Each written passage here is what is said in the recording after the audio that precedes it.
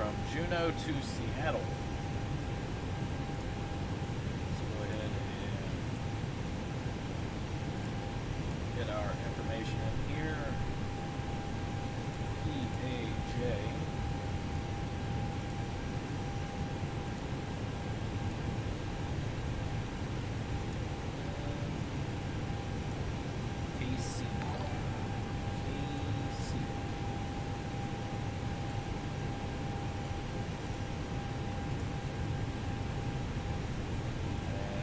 Alaskan Airlines 1221. Cost index today is, let's check it out,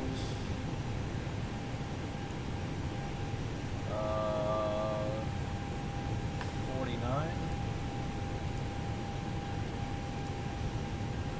Cruise altitude 35,000.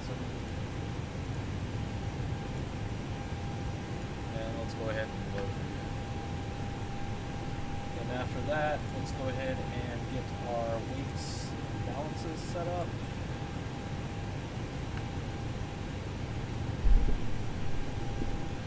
Okay, let's see if you can hear me now.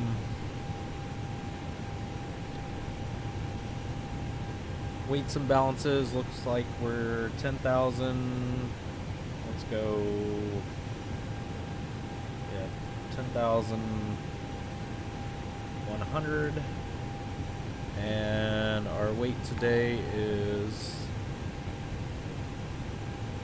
191, and we have a takeoff weight of 78.8.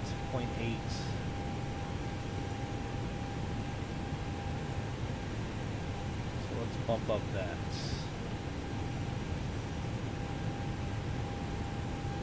$78.8, fly, and we're good. Alright, now that that's in, let's go ahead and put in our flight plan. So I'm on VATSIM, but I don't think they have anybody controlling in this area right now. So we'll take off at 08, Juneau 5. And then we have a transition to SSR, inserts, and then direct to Baca.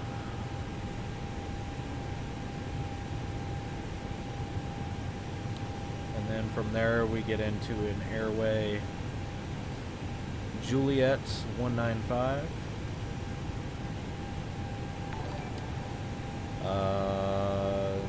Getting out at ANN, and then entering Juliet 502, and then exiting at Yankee Juliet. Insert. Okay.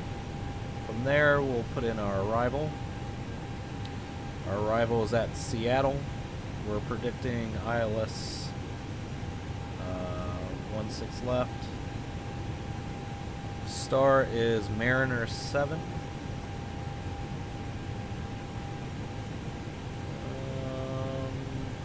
I don't know why I'm not seeing Mariner 7. We'll use Mariner 6 and Novia transition Yankee Juliet. Insert.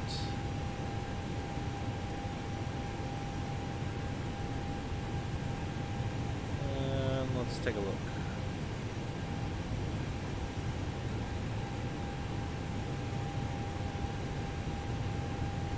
Alright, we'll go back into the TOLUS menu now.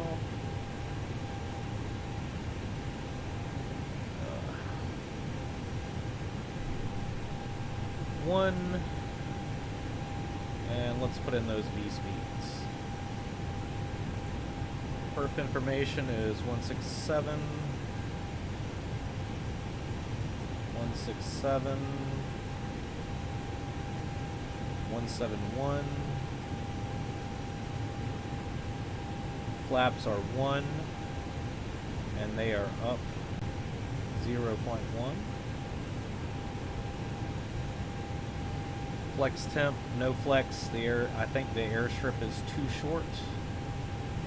So let's go in and put in the rest of our initialization information. Block fuel is 10.1.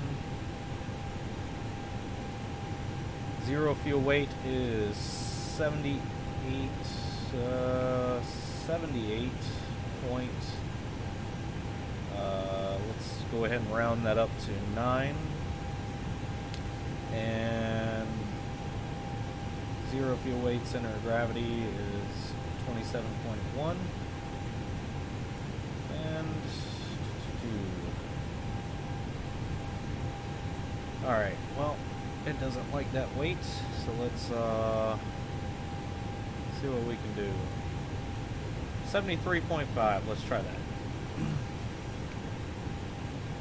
73.5.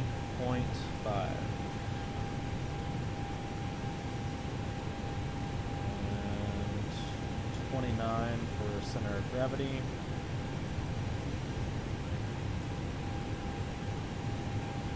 Okay, perf information. Let's just make sure this didn't change. 162. 162. 166.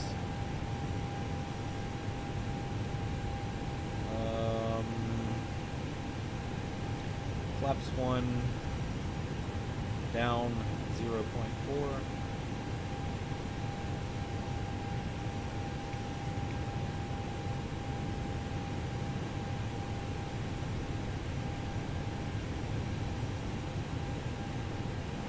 And still no flex. So that should take care of all information needed. Go ahead and close out these menus. And again, if you're joining me, welcome back to the channel. Appreciate everybody stopping by. Nicolo, thanks for the like. Abdullah, thanks for the like. Juan Castro, thanks for the like. Samuel, thanks for the like. Dude, thanks for the like. How's it going? Anthony Jimenez, how are you doing, my friend? Welcome back.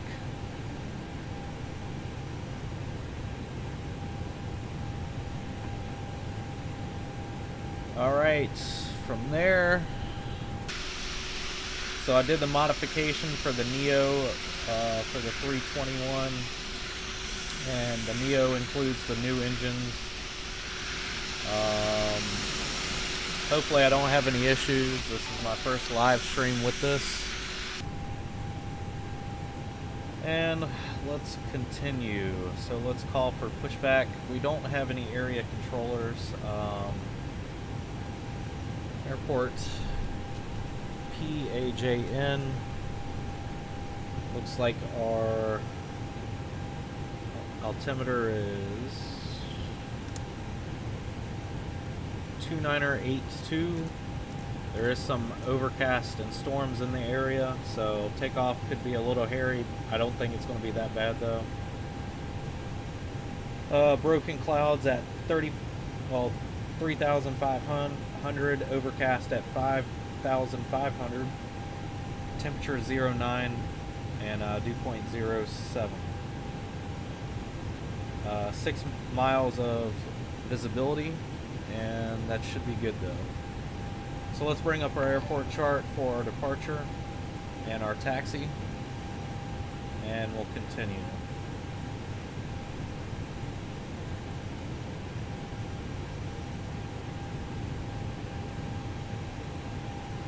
Okay, so there's also a C ramp here for any seaplanes. I've been to Juneau before. Not Juneau, yeah, Juneau. It is a nice area of Alaska. Let's go ahead and bring up our departure to Juneau 5.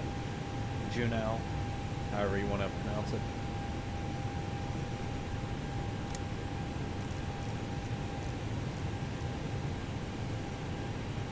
And there we go. So our first leg for today is Barlow, well CGL, and then Barlow. Alright, let's call for pushback.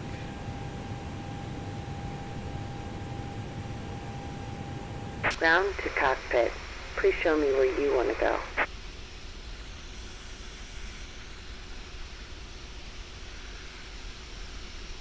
Ground to cockpit. Tow is driving up.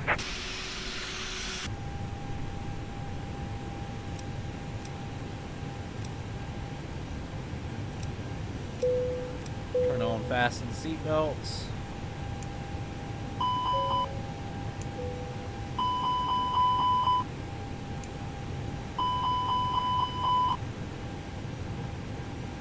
Alright, let's turn on weather turbulence mode so we can see what's going on when we leave. Auto, and system 1. Spoilers can come up. And that's what we'll transmit for right now.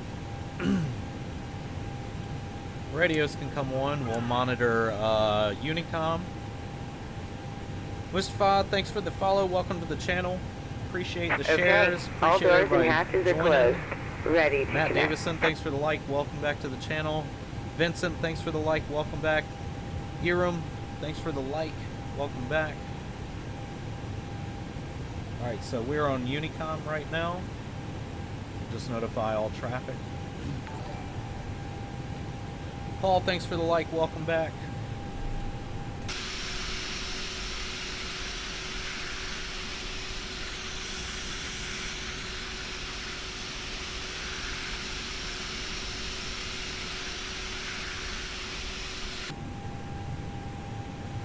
Alright, so we have APU on, APU bleed is going. Tow connected and bypass pin inserted. Release parking brake. You're a little late on that Starting tow, and you may start engines. one. Alright, so let's go ahead and get these, where are you going?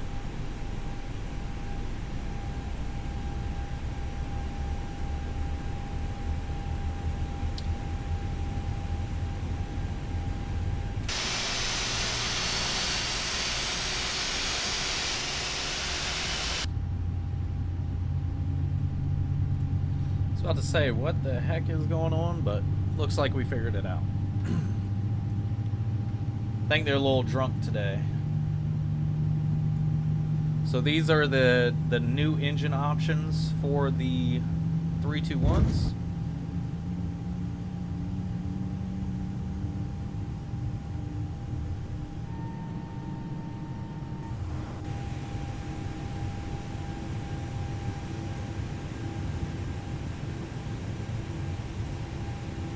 Alright, engine 2 is available. Let's go ahead and hit up engine 1.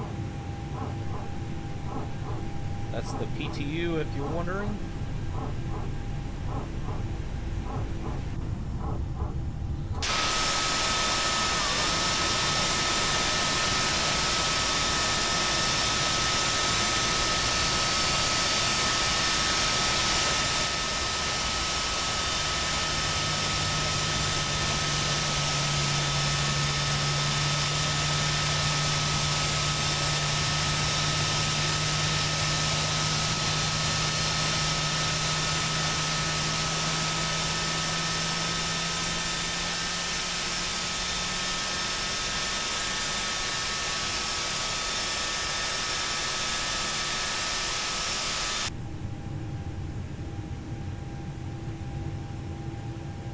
Alright, so engine 1 is available now. Let's go ahead and switch over to norm and bring back flaps to 1. Operation complete. Go ahead and set the parking brake. Parking brakes are set. Disconnecting tow. Stand by.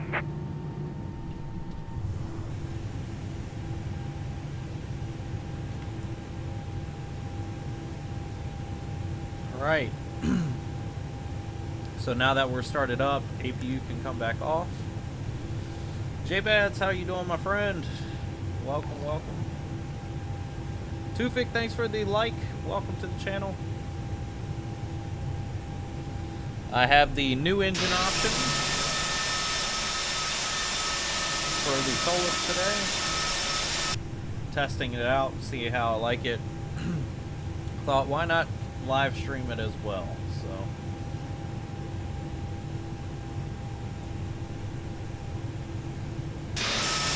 Tow is disconnected and bypass pin has been removed. Hand signal on the right. We'll see you next time and have a safe flight. Alright, taxi lights are to the on position. And Juno traffic, Airbus Alaska 1221, taxiing via Alpha 208.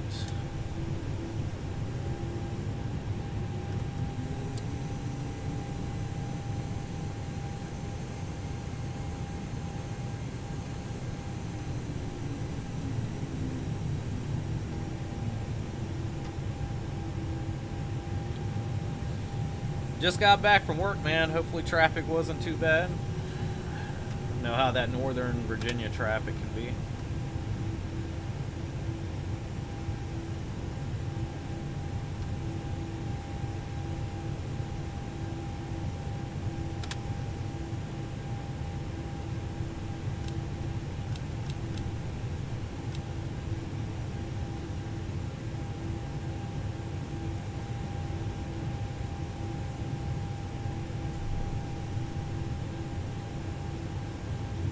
Okay, that's why they want us to take off from that end. It's the wind.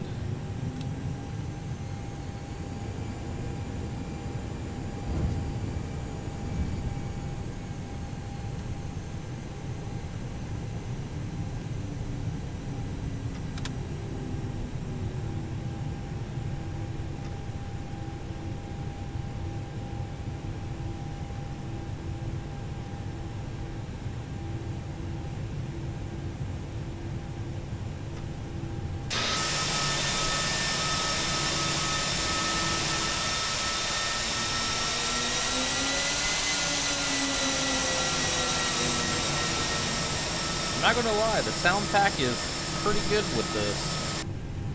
I broke down and decided to give my $5 towards the Patreon of all those sound packs, so got some pretty decent sounds now.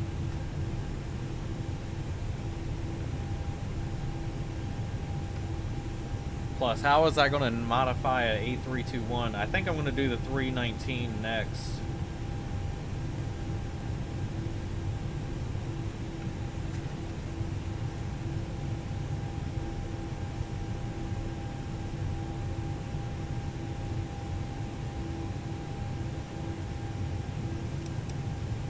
Alright, landing lights are on. We'll go ahead and hit that takeoff config. Auto brake to max. Cabins check. We are ready for takeoff. Juno traffic, this is Alaska 1221. We are lining up on 08.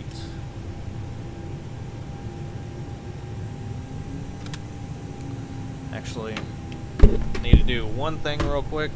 Keep forgetting that I disconnect my joystick sometimes because you can't have both the yoke and the joystick plugged in. They'll cancel each other out.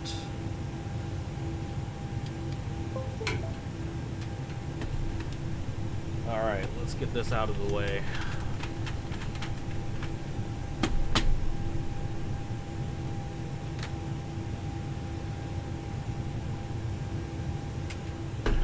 Quick control check.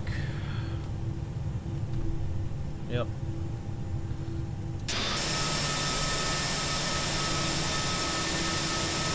Alright, let's go ahead and do this.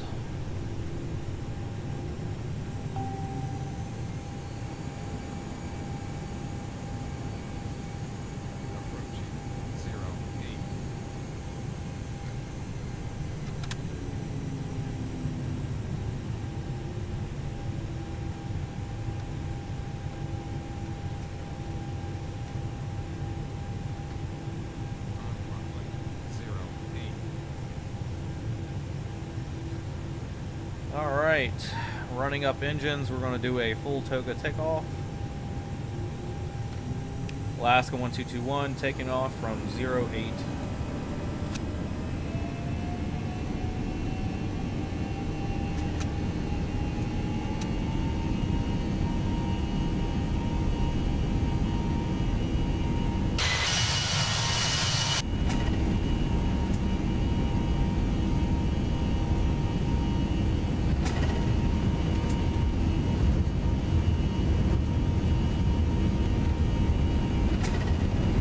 Alright, approaching V1 and rotate.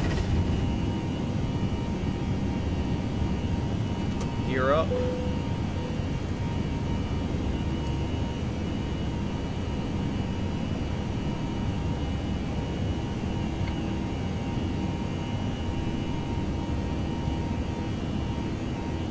And we're turning around.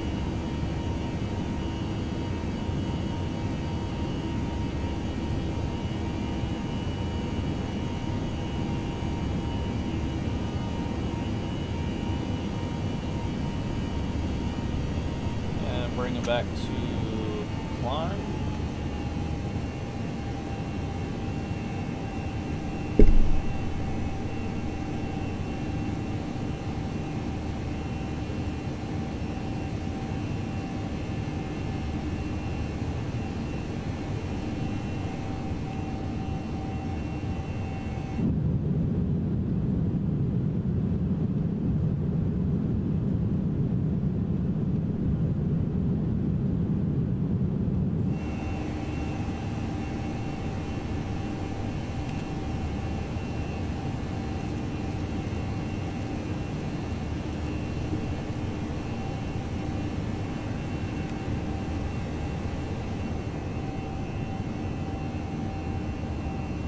Yes, IFR conditions.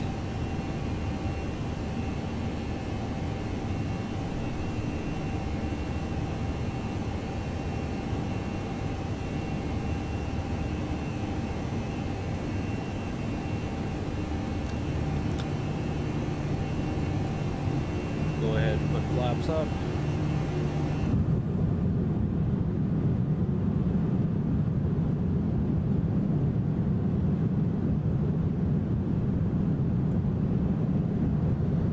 Goodbye to Juno. 25. Terrain.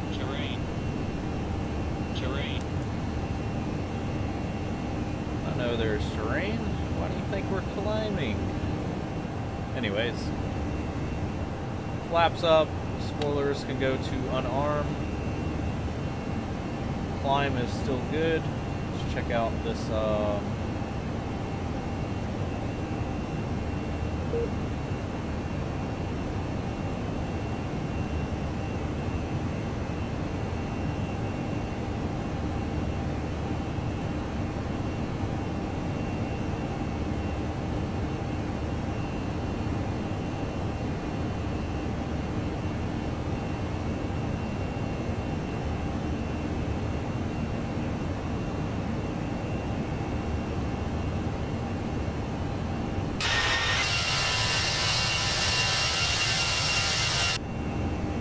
yeah, pretty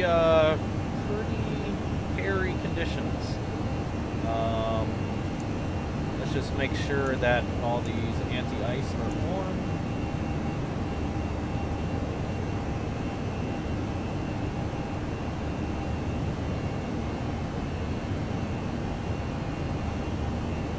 And takeoff lights can come off.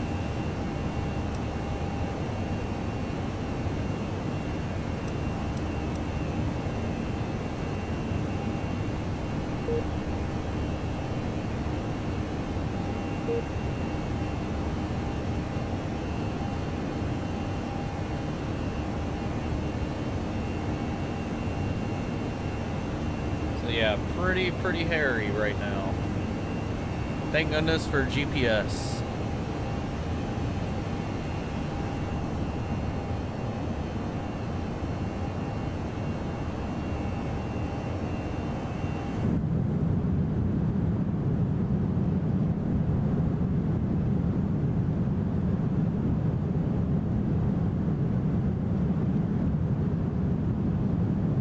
little bit of visibility through the clouds there.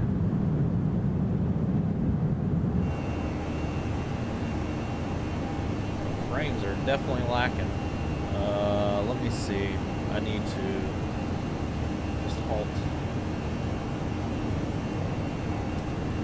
I'm downloading Ortho. That's what's killing my frames right now. So I went ahead and halted it.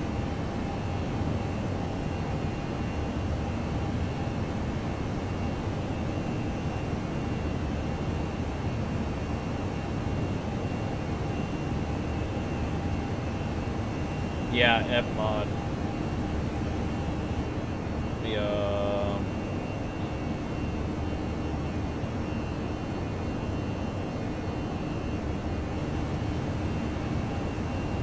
There we go. Seem to help it out a little bit.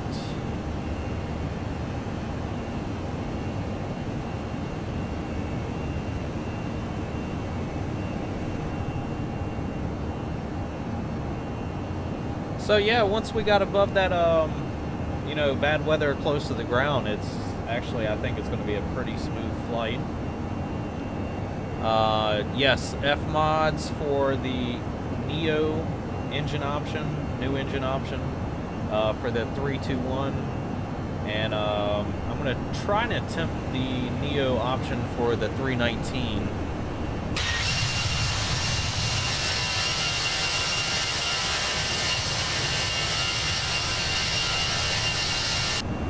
Man, what a frame rate difference just by clicking down the anti-aliasing two notches.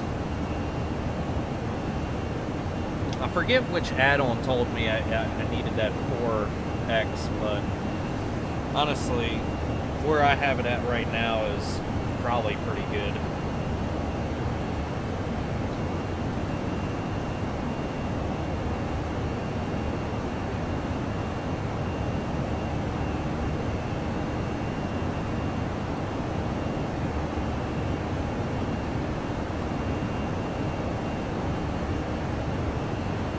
Ingrid, thanks for the like. Welcome to the channel. Tony, thanks for the follow. Welcome.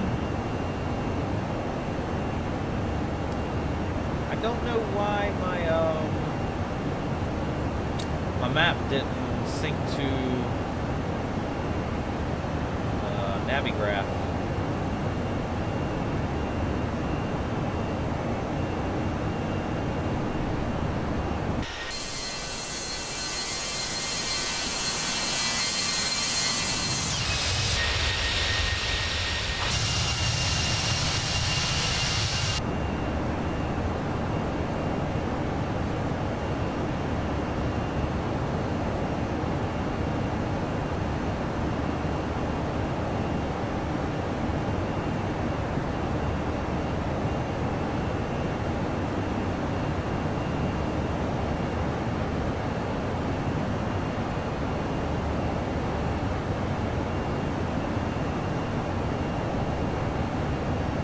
Hey Cap, Tony, how are you doing, man? Welcome back. Nice seeing you stop by.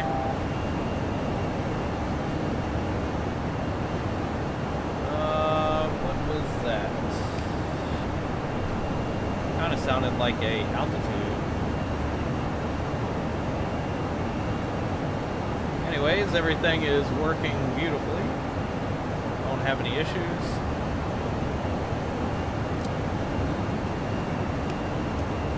Juneau traffic, American or Alaska 1221, clear of Juneau 5 departure.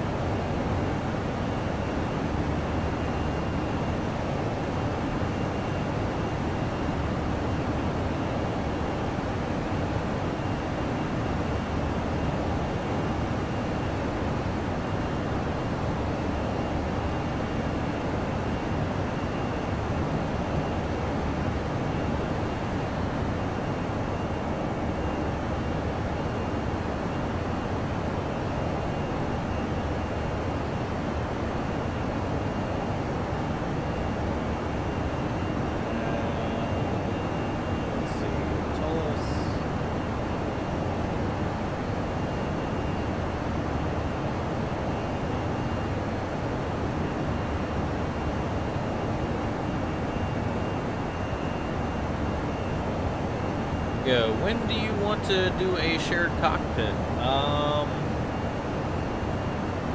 Whenever, man.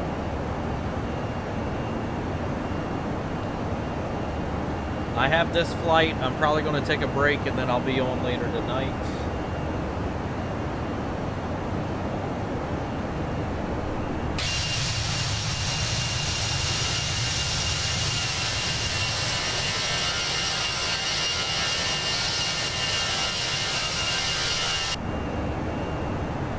Sporting the new Neo mod for the A321.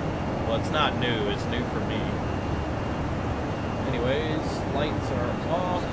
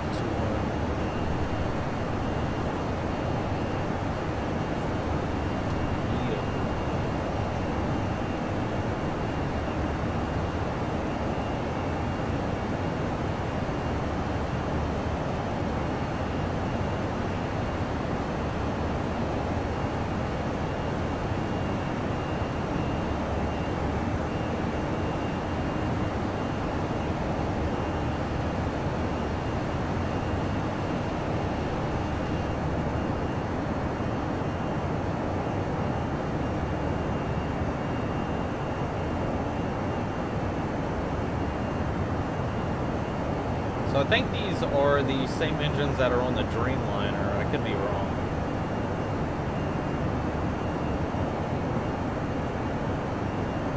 Nice modification, though.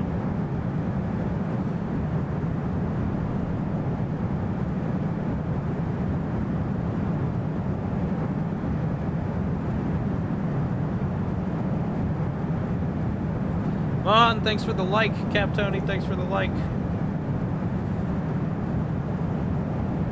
Or Mr. Tony, however you like to be called.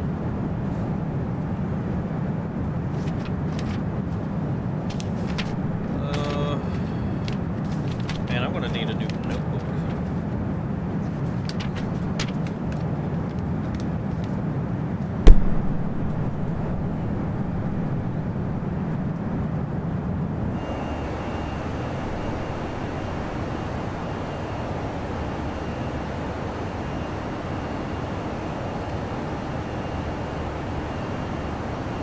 Anti-ice can come back off, and that will go back to auto. Lisa, thanks for the like. Welcome to the channel, or welcome back.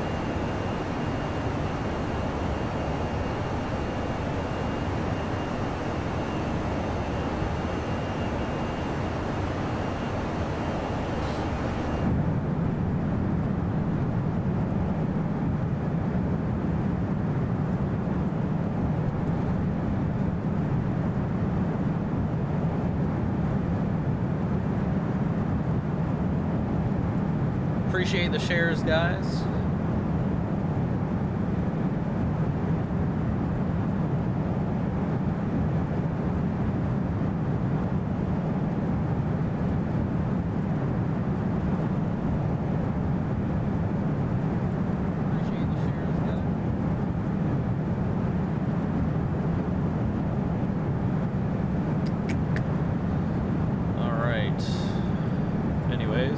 So if you're just now joining, we are flying from Juneau, Alaska up to, or down to Seattle, I should say. And that'll be my final destination for right now. And then I will probably stream again later on tonight. I may do a shared cockpit, I don't know yet. Tony, did you get set up on VATSIM like you said you were?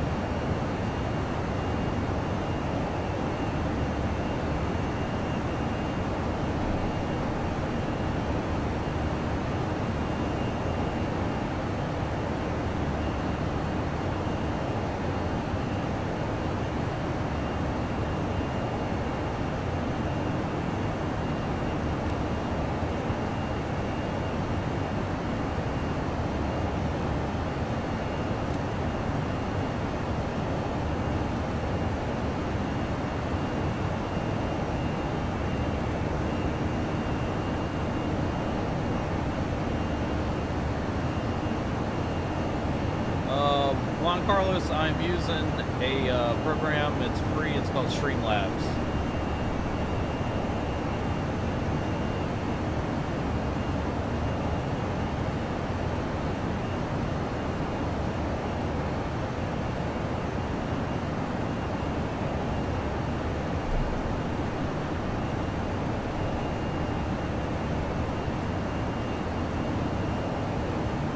Let me see what's going on here in the VAT network.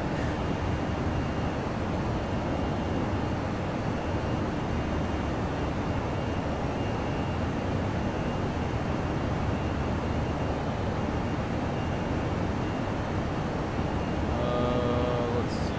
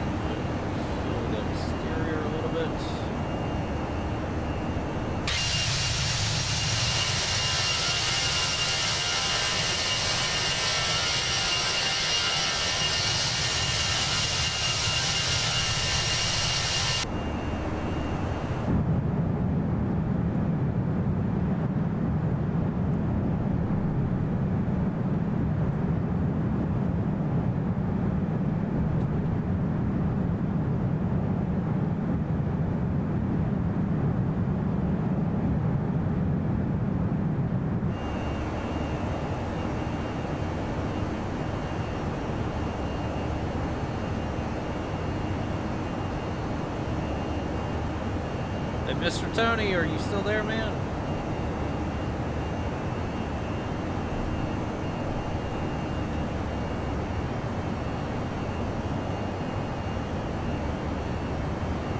Alright, lights are off. We are good and set. We're having no issues at the moment. Looks like the aircraft is cleaned up to where it needs to be.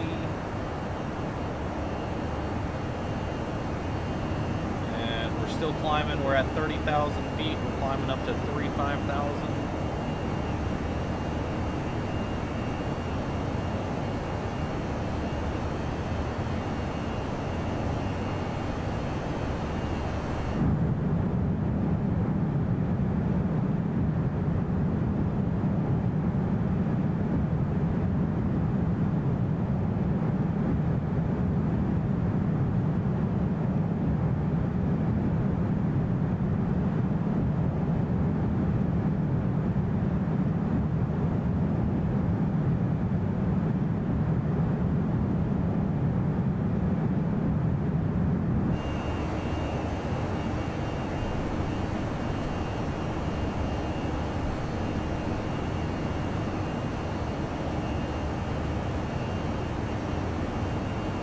Always forget to hit that chrono. Don't know why.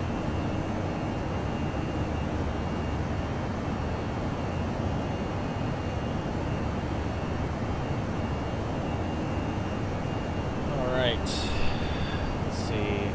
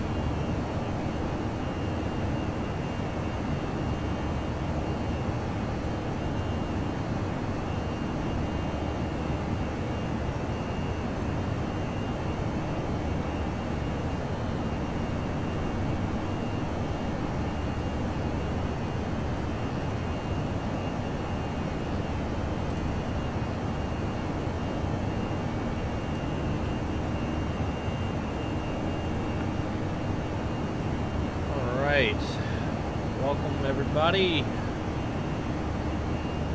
or welcome back. Heading down to Seattle. Rocking the new, well, new to me, the new engine option for the A321.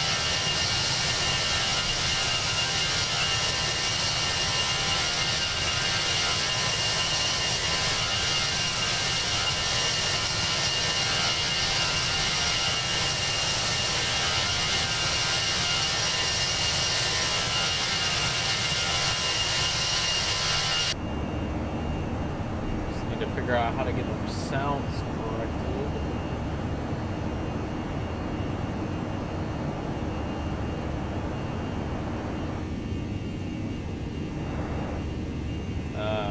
Okay. So the Lua script that you see right here, this B2 script, doesn't always work. I guess just keep that in mind if you use this. Let's go ahead and get that.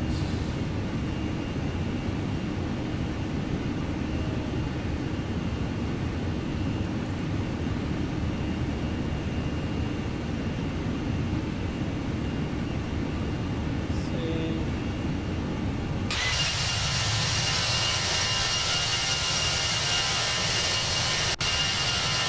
Willen, how are you doing, my friend? Welcome back. Trying to figure out the sound settings real quick.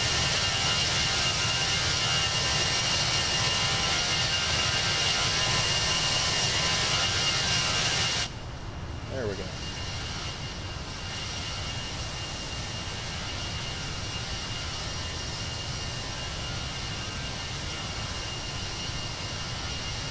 Alright, now it's not too loud. There we go. Alright. Thanks for joining. We're heading down to Seattle right now. We're going to be leveling out at 35,000, and this is the Tolus A321. I modified it to the new engine option today. Well, I copied it and then re-modified it. You know what I'm saying. So I'm just testing out. I got the F-mod sounds from what is that website called? XPS Plus. It's a Patreon site. For $5 a month, you can get all these. Well, you know, you only have to pay $5 once if you just want to get the sounds and then not, you know, subscribe to it again. But yeah, for $5 you get a whole slew of F-mod sounds for, you know, I got the 757, I got the 767. I got the Neo for the, what is it called? The 321. I got the Neo for the 319. I also got some other sounds. I mean, for a Patreon for $5, you can't beat the amount of sounds that you can get from it. So, and it does make a difference. The sounds are really nice. I do have the engine volume turned down for just a second, so that way it's not blasting out everybody's ears. Kyle, thanks for the follow. Welcome to the channel. Angel, thanks for the like. Ron, thanks for the like. Angel, thanks for the follow as well. Bradley, thanks for the like. Everybody, welcome to the channel. We just departed out of Juneau, Alaska. We're heading down to Seattle. Supposed to be a smooth flight, a little bit hairy on the way out of Juneau. There was some bad weather. You got to turn around in, you know, the mountains, but good thing for you know, GPS navigation and, you know, things of that sort. Willen, thanks for the shout out. I am doing fine. How about you, my friend? Thomas, thanks for the like. Fitzgerald, thanks for the follow. Welcome to the channel. And yeah, this is the Tolus A321 with the new engine options. I think they're the GE 1000s.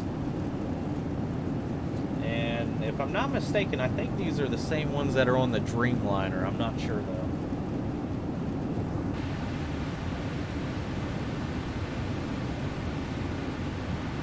But yeah, overall, supposed to be a good flight today.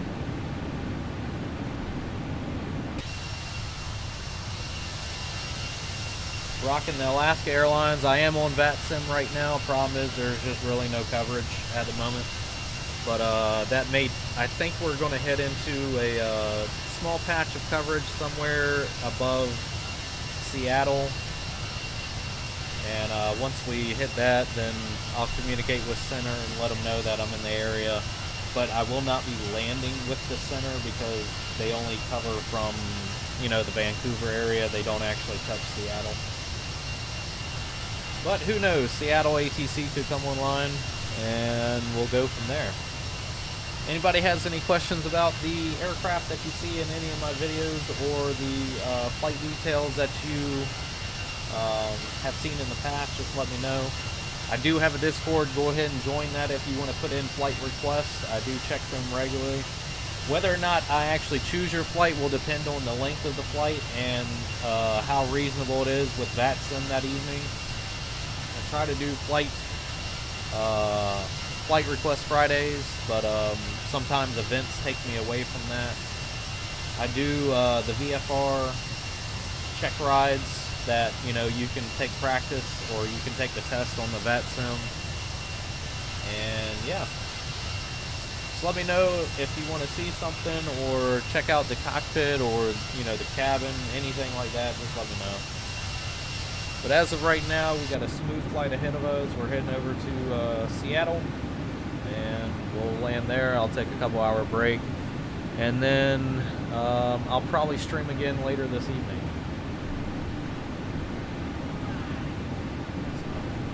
Frederick, thanks for the follow. Welcome to the channel. Thank you, everybody, for the support.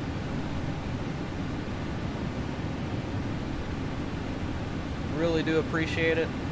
Lets me know you guys like the content that you're watching.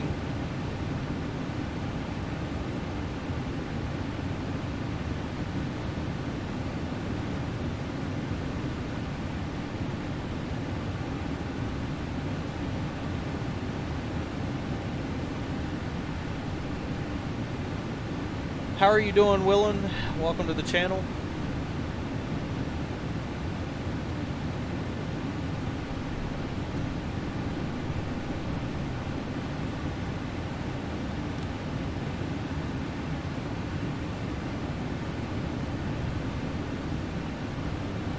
While we're at it, we'll go ahead and get a little bit of sound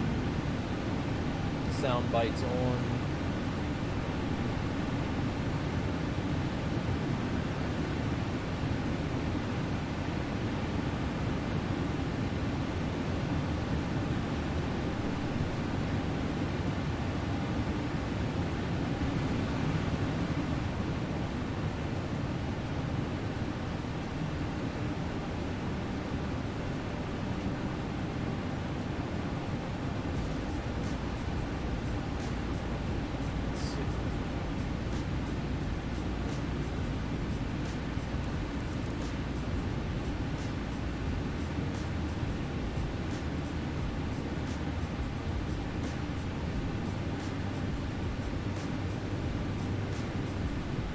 But like I said, if you have any questions, let me know.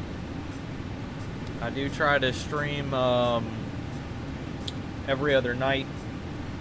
I was streaming every night at some times, but it's consuming sometimes as a family man. I work during the day and I take care of a 9-month-old in between and at nighttime as well, so gets a little hectic here and there, but I try to stream as much as I can. Try to change it up. I think it's very rare you'll see the same flight more than once. I do fly more on the east coast of the US.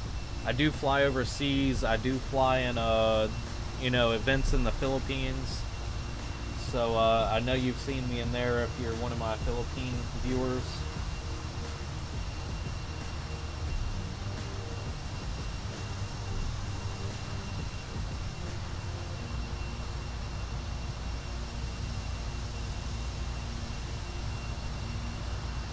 This is the new engine option. I've been meaning to do this for the past like week or so now. One of my viewers reached out to me and gave me the files that I needed, and I purchased, well, I added myself to the Patreon page today so I could get the F mods. I'll probably do this to the 319 as well, just to experiment with. Juan, yes.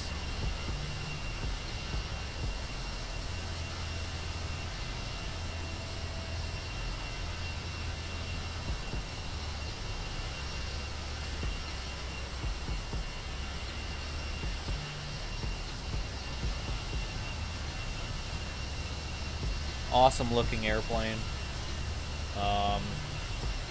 First live stream with the Neo mod, so hopefully it goes correct and nothing like crashes. I tested it out earlier, didn't really have any issues, so hopefully that's the same. I've been having some type of shader issue though. I think I fixed it earlier. Hopefully it doesn't happen at the end of this video.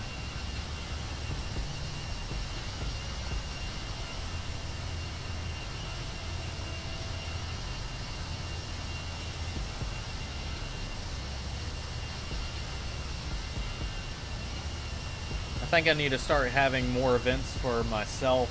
I keep watching all these events in different areas of the, the U.S. and the world, and it's just like, well, why don't I throw my own events? So if you have any ideas, go ahead and let me know, and maybe I'll, include you in the conversations.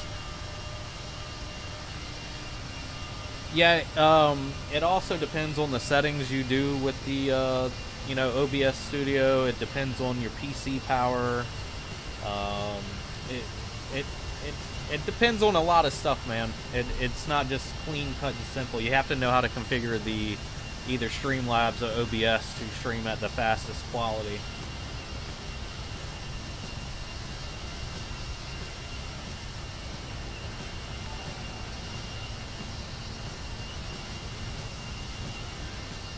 Have a flight on North Korea. Okay.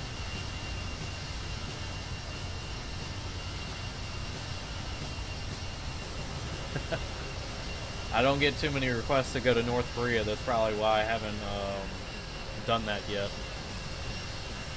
I do have a decent amount of flying in South Korea, though. I do have some flight requests there, and the flight requests that come from the Philippines is outrageous. I have tons of people asking me to fly in the Philippines.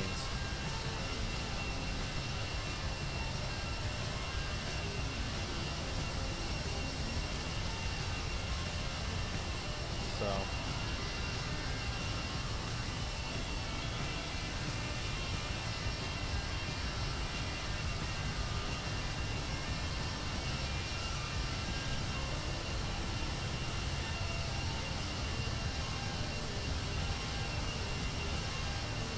I kind of like what I think Tony 8A Simulations, a friend of mine, I like what he's doing with the country-to-country type thing. The visitations of different airports around the same country and stuff, and sort of like an objective to it. I may end up doing something like that. I have done something in the past where, I take my TBM and fly from where I currently live, and around the world. I've done that before, just not streaming. That was way before I started streaming. If I would have started streaming last year, I'd probably be pretty popular right now. But,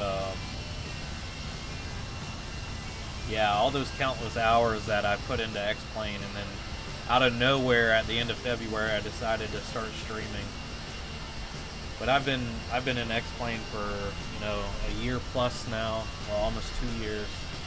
And I just never had the idea to start streaming until, a couple months ago. It's probably because of all this pandemic stuff and me sitting at home constantly bored. That's why I do this now. And, it's more of a hobby for me.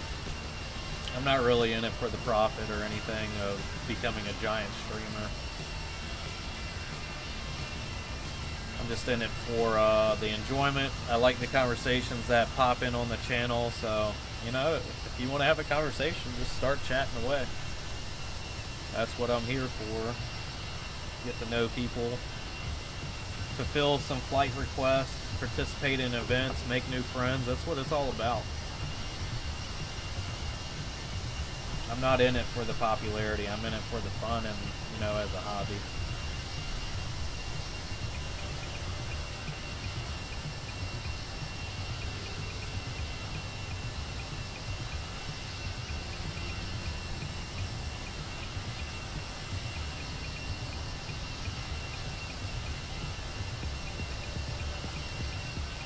So if you have any more questions, just let me know. Am I a licensed pilot? No, I'm not. I begin again on flight training next month. So I got all my medical stuff ready to go, and I begin flight training again next month for my PPL. And I should be at the end of June. I start to finish my degree for aeronautics, because I'm in my junior year of college. I had to put a lot of stuff on hold due to having a family and everything, and now I'm finally getting the ability to get my freedom back and other things.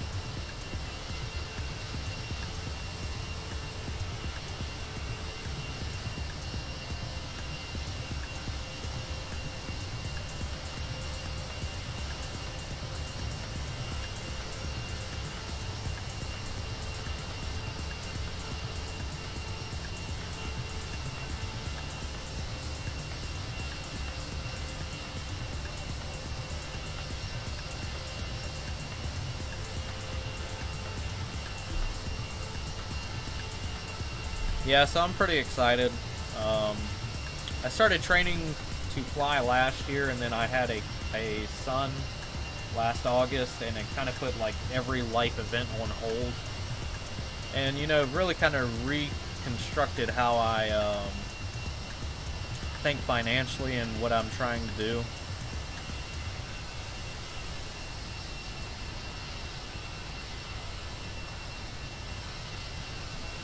But I have a pretty good, you know, career right now. It's just, I would absolutely love to become a commercial pilot, but it's a great deal of training. It takes a long time, and sometimes it's hard to accomplish, you know, stuff like that, especially when you have to uproot your entire life to, you know, try to fit your goals and, you know, what you want to do in life. So it's a lot to think about and a lot to, you know, decide on. Muhammad, thanks for the like. David, thanks for the like. Ayla, thanks for the follow. Welcome to the channel. Frederick, thanks for the follow as well. I can't remember if I thanked you or not. Thomas, thanks for the like. Welcome to the channel.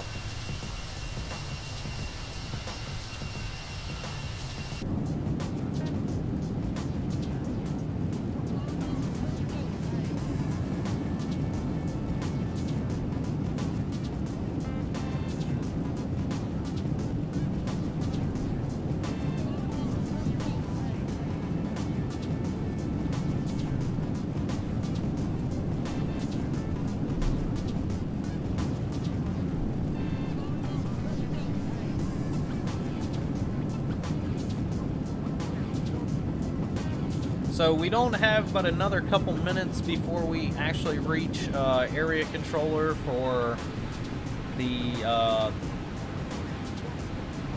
area right above Seattle. So we should start hearing radio communications in just a second.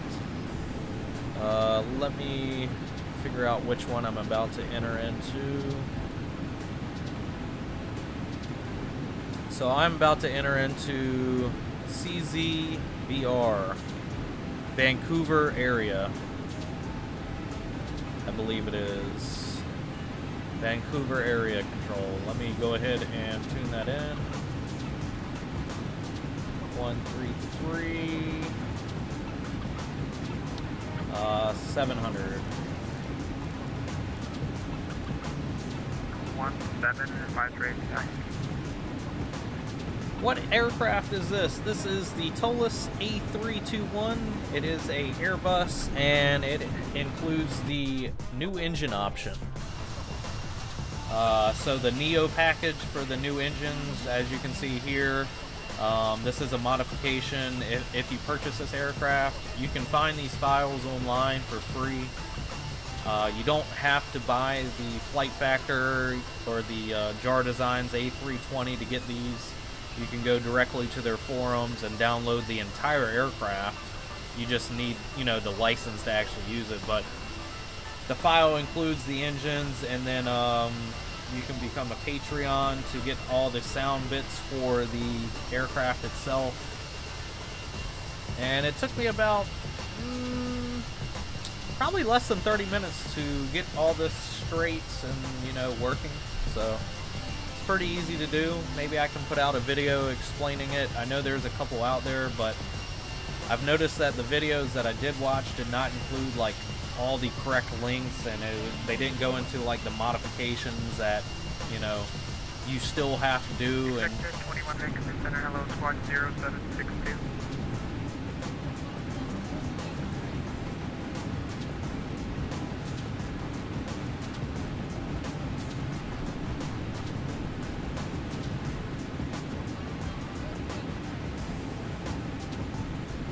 Executive 21 identified. Descend 10,000 to Vancouver altimeter 3000 and expect ILS runway 08 right approach.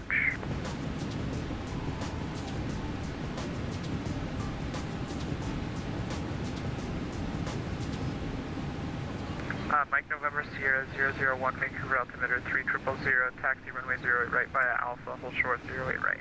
Cross runway 13.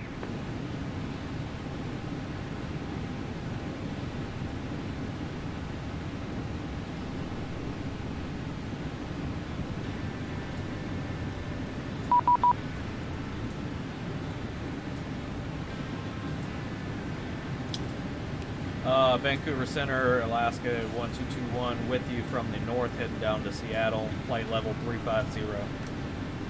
Alaska 1221 Vancouver Center, hello, squawk 0743. 0743.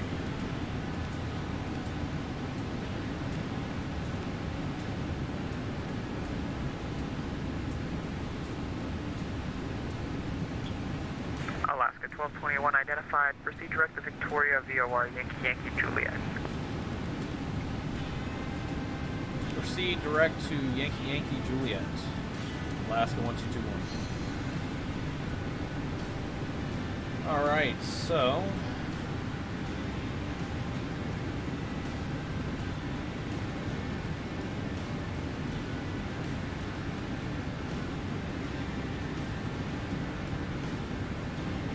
direct to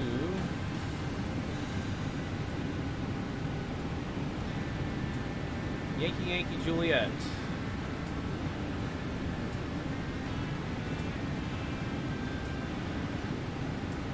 I love when they redirect you and they send you on a more direct route.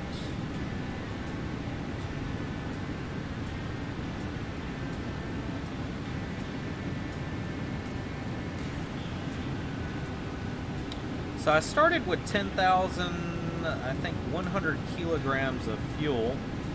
I feel like the fuel is burning up 21, a lot faster than it probably should be. I don't know. Maybe it's because of the engine mods or not. But I'm going to have to watch that because I may have to add fuel to my aircraft. Like I said, this is the first live stream, and quite frankly, the second flight that I've used this.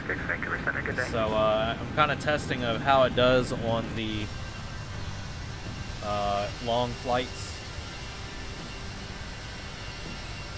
Still got about an hour left for our flight.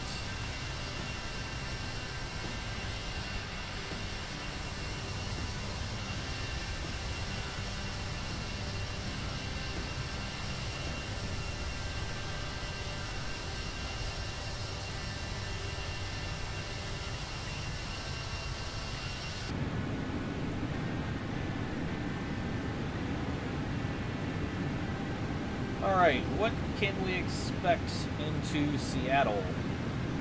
Alright, so we'll update this closer when we get there.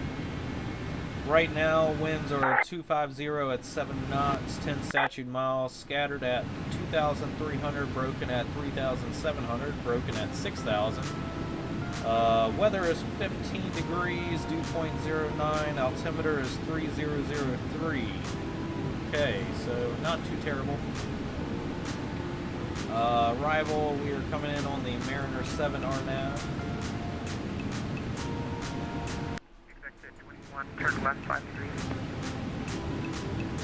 YVR, Yankee Yankee Juliet. That's the one we're going to. Exit 21, turn left 53. And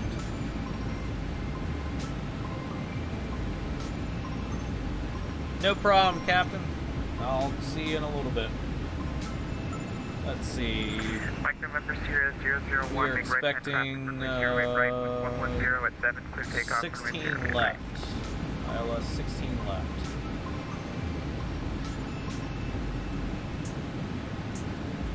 So 16 left is pretty much just a straight in. Let's see. Let's set this to perf.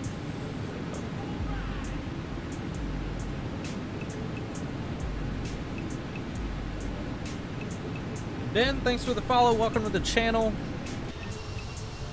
Thanks for stopping by. I appreciate all the support from everybody. Really do appreciate talking to you guys in the chat. So, you know, if you want to chat me up, just start typing away. Had some pretty good conversations that I found out, you know, since I've been streaming. The chats are awesome. And I like to think I've made some pretty good friends, you know, while I've started streaming.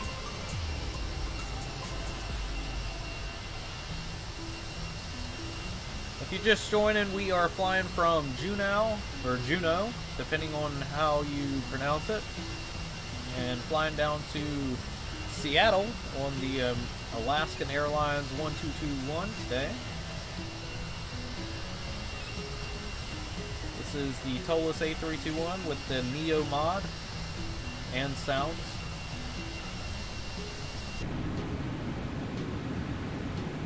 Captain Belgium, welcome back, my friend. How are you doing?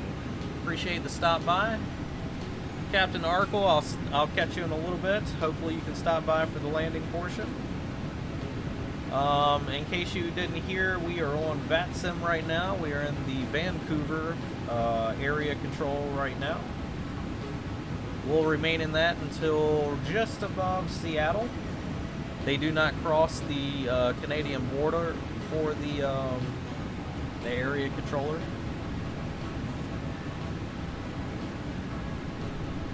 And guys, please excuse me, I will be right back. I need to step away for just 2 minutes, so give me 2 minutes.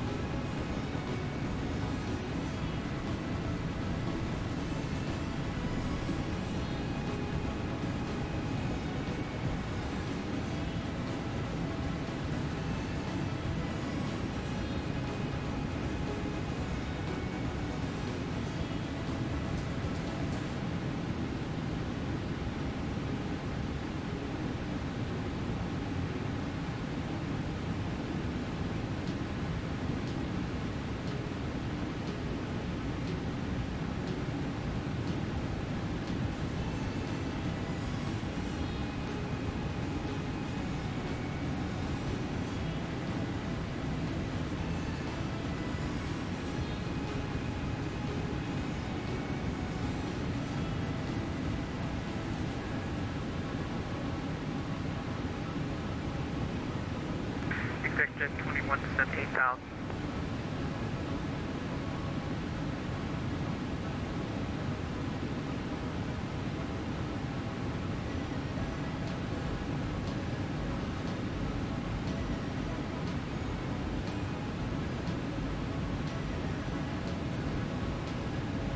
Last station calling unreadable.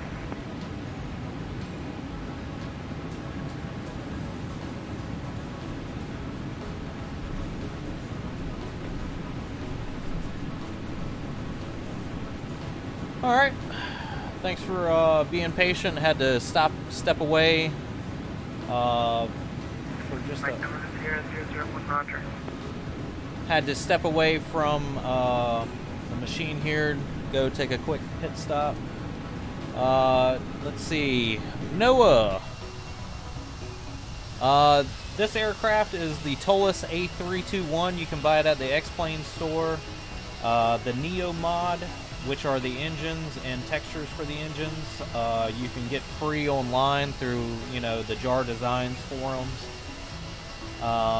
And the sounds for this aircraft, because once you modify it, you need the sounds for the engines. You can get those also online. You can get them from the Patreon website for the XPS Plus website. And Captain Belgium, I am doing great. How are you? I am doing fantastic, my friend. It is a wonderful evening, and even though it's crappy outside, I'm on this VATSIM right now, streaming away and having a good time. Appreciate everybody stopping by. Vanyan, thanks for the like and welcome back. How much did my PC cost? Well, I built my PC back in 2015. I do computers, so I build my own stuff. I think, so for my current specs, which is a Z270 ASRock motherboard, I have an Intel i7 7700K. That was like, it's still kind of a popular chip, but back in the day it was extremely popular. Kind of pricey too. It's still actually kind of pricey.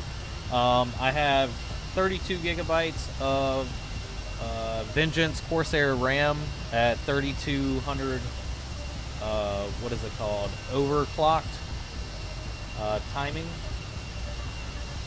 I have a 1070 Ti hybrid.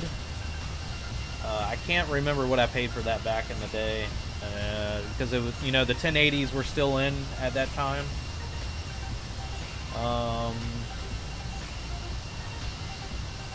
Yeah, I think I paid about $1,300 for my PC back when I built it. And that was back in 2015.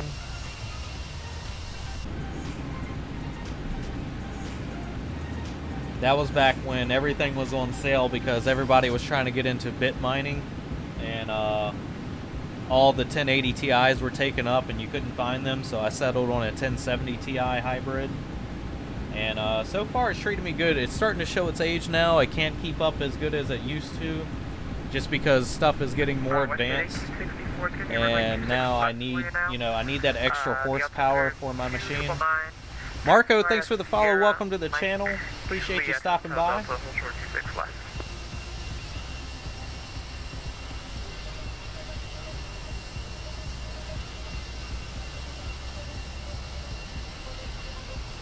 We were flying down to Seattle. We left Juneau earlier.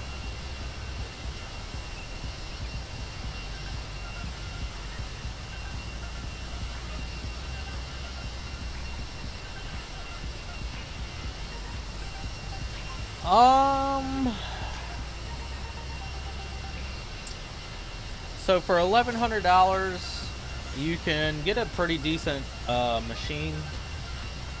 There's a website that yeah, it'll be departing 26 left. The wind's just swapped. Let me figure it out. I don't want to tell you the wrong information. There's an excellent website for people who are trying to pick out a good PC for a certain budget. Like, it'll actually configure what your budget is and then give you a very popular selection of what other people have put together. If you guys are interested in building your own PC, I recommend going to PCPartPicker.com. You could put everything you want to put in your PC on this list, and it will actually show you what power amperage you need for the whole PC, or you can just select, by what your budget is and what your goal is. and it will generate a PC for you. Exact 21 to 72 south. And you can get a pretty decent PC for $1,100, and you will probably not have to, you know, upgrade for a long time. Again, if you didn't hear me the first time, it's called PC Part Picker. And then they have a, you know, they got a couple tabs up top. They got build guides, you know, a system builder, completed builds that other people have put together, and then, you know, put their builds up so you can see what it's going to cost. And then you can browse it either by budget or, you know, what your end goal is. And, you know, it's an excellent source. I use it all the time to build my family members' PCs and stuff, and I highly recommend it.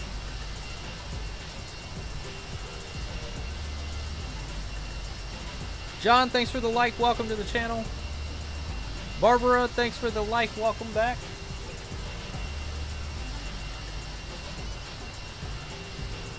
Expected 21, turn right heading 055, cleared ILS, runway 08, right approach.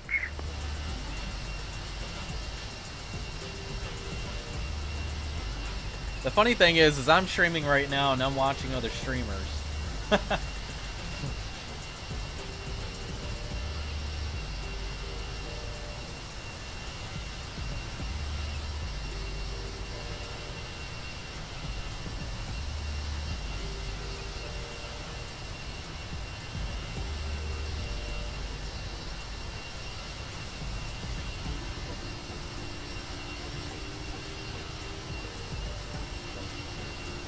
And if you're trying to get into streaming, the biggest thing is you need a good CPU and you need a good graphics card. Last station calling Vancouver Center, reads 5x5. It is a US website, I believe, but you know it.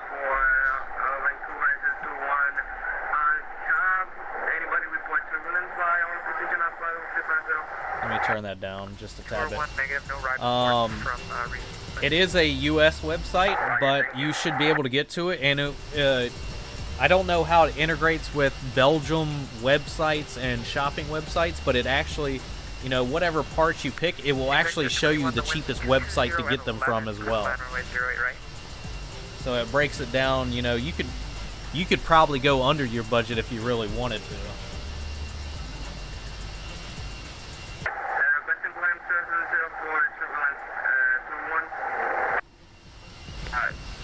Sorry, say again the request. Request level 370 for turbulence. 21 Roger, climb flight level 370. Climb 370, 21.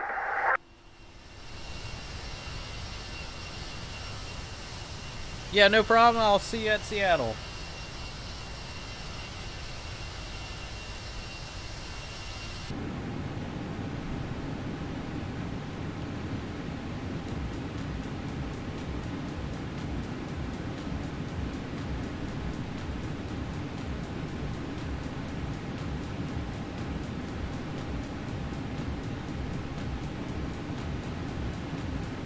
Just Google it if you can't find it. That's what I always do when I can't find a website. Google.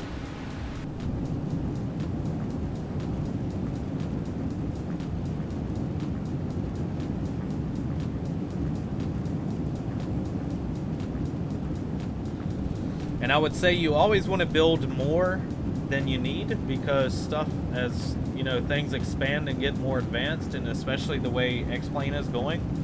I want to say that X-Plane is probably, you know, even though that they upgraded to Vulcan, there's a reason why they're upgrading Vulcan. It's because stuff is getting more complex and they need that extra frame rates.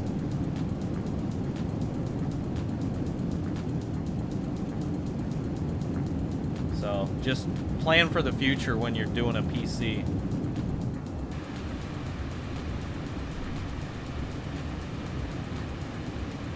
What is it, 2020? I built this PC back in 2015, and it's still, for the most part, I really haven't had any issues with Amazon. I've been using Amazon for, you know, as an unbiased, it actually tends to be a lot cheaper. And if you're one of their Prime members, The thing that I have to tell you to watch out with Amazon is if you're buying from Amazon but a third party is selling it, that's the only thing that I'm weary on. And I will choose Amazon, I will choose an item from Amazon if it's coming from one of their warehouses rather than if it's coming from a third party shipper. Because it's a lot easier to return products. And I don't know. But like I said, you know, unbiased, I'm trying to be really unbiased. I've been using Amazon since probably 2011. I don't know.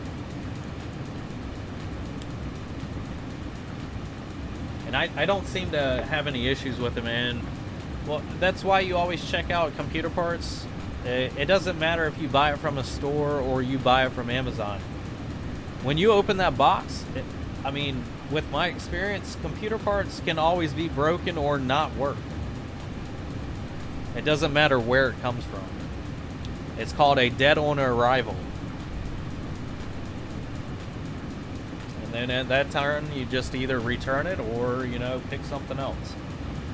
But with my experience, it's just a lot easier to return stuff to Amazon if it comes directly from Amazon.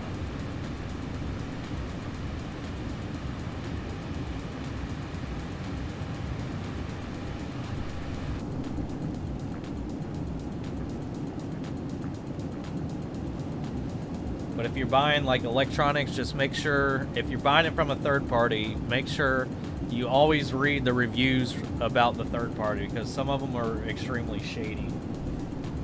But, you know, before I buy anything, I always read reviews. I don't just go out on a whim and buy something.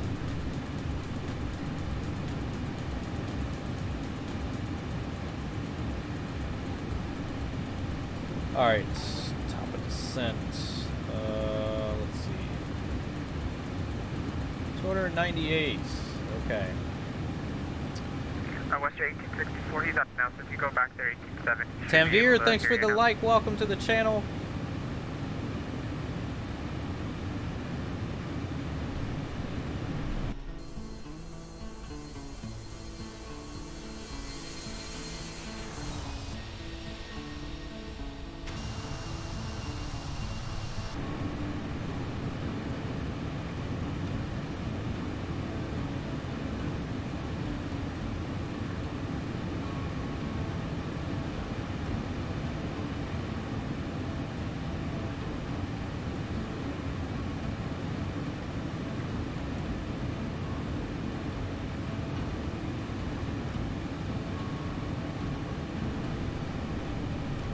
But anyways, yeah, so we don't have too much longer before we're at Seattle.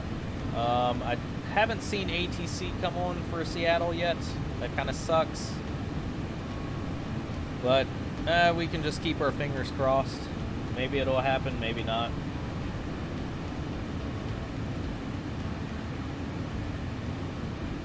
And once I land at Seattle, I'll take a little break, and then I'll probably stream again later on tonight.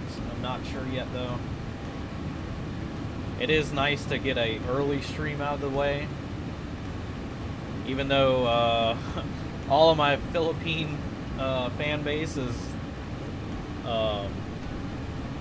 they're all sleeping right now.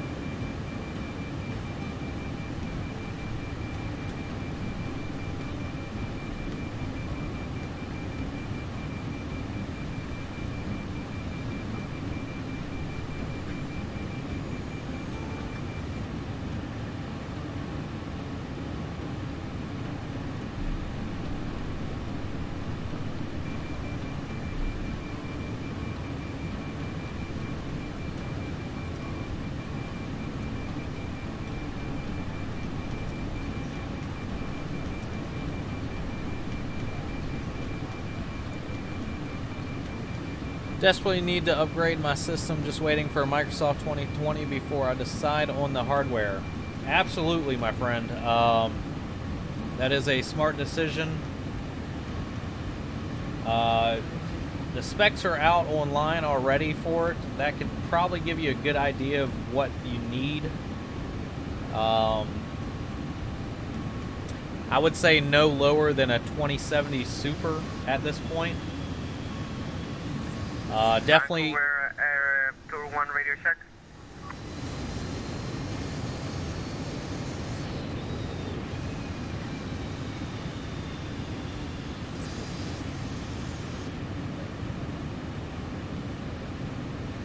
Tour 1, Vancouver Center, reaching 5 by 5. Thanks, sir. I would definitely start with no less than a 2070 Super. If you have the ability, go with the 2080 Super. Probably want to get a SSD if you don't already have one. I would go with I think it's an i8 8700K or higher. A lot of people have been getting the i9s, 9900K. They're great, but I don't think you really need that much power. You just got to weigh the pros and cons between the lower end CPUs, because even though it has a faster processing speed, it might not be, best for gaming, and that's been proven before. So just watch review videos and stuff like that. Motherboards, that's really depending on the CPU that you pick. And hey, stop. Sorry, my dogs were fighting. And I would probably pick, let's see, either, like 32 gigabytes of RAM, either it be, 3000 overclocked, or I don't know, 3200 overclock seems to work really well too.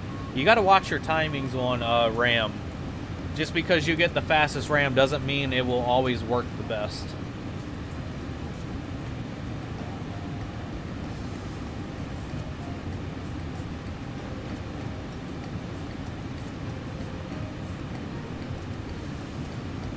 So if you look at, options, it'll say something about like, buying options or something like that.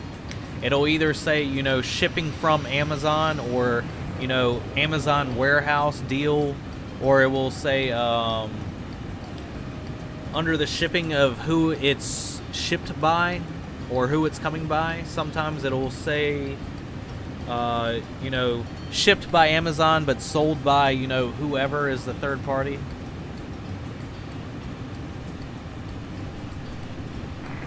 Vancouver Center, what's it? 1864, passing 1000. Let me see if I can give you an example. WestJet 1864, identified, climb 16,000. Climb 16,000, WestJet 1864. Let's see if I can give you an example. I9.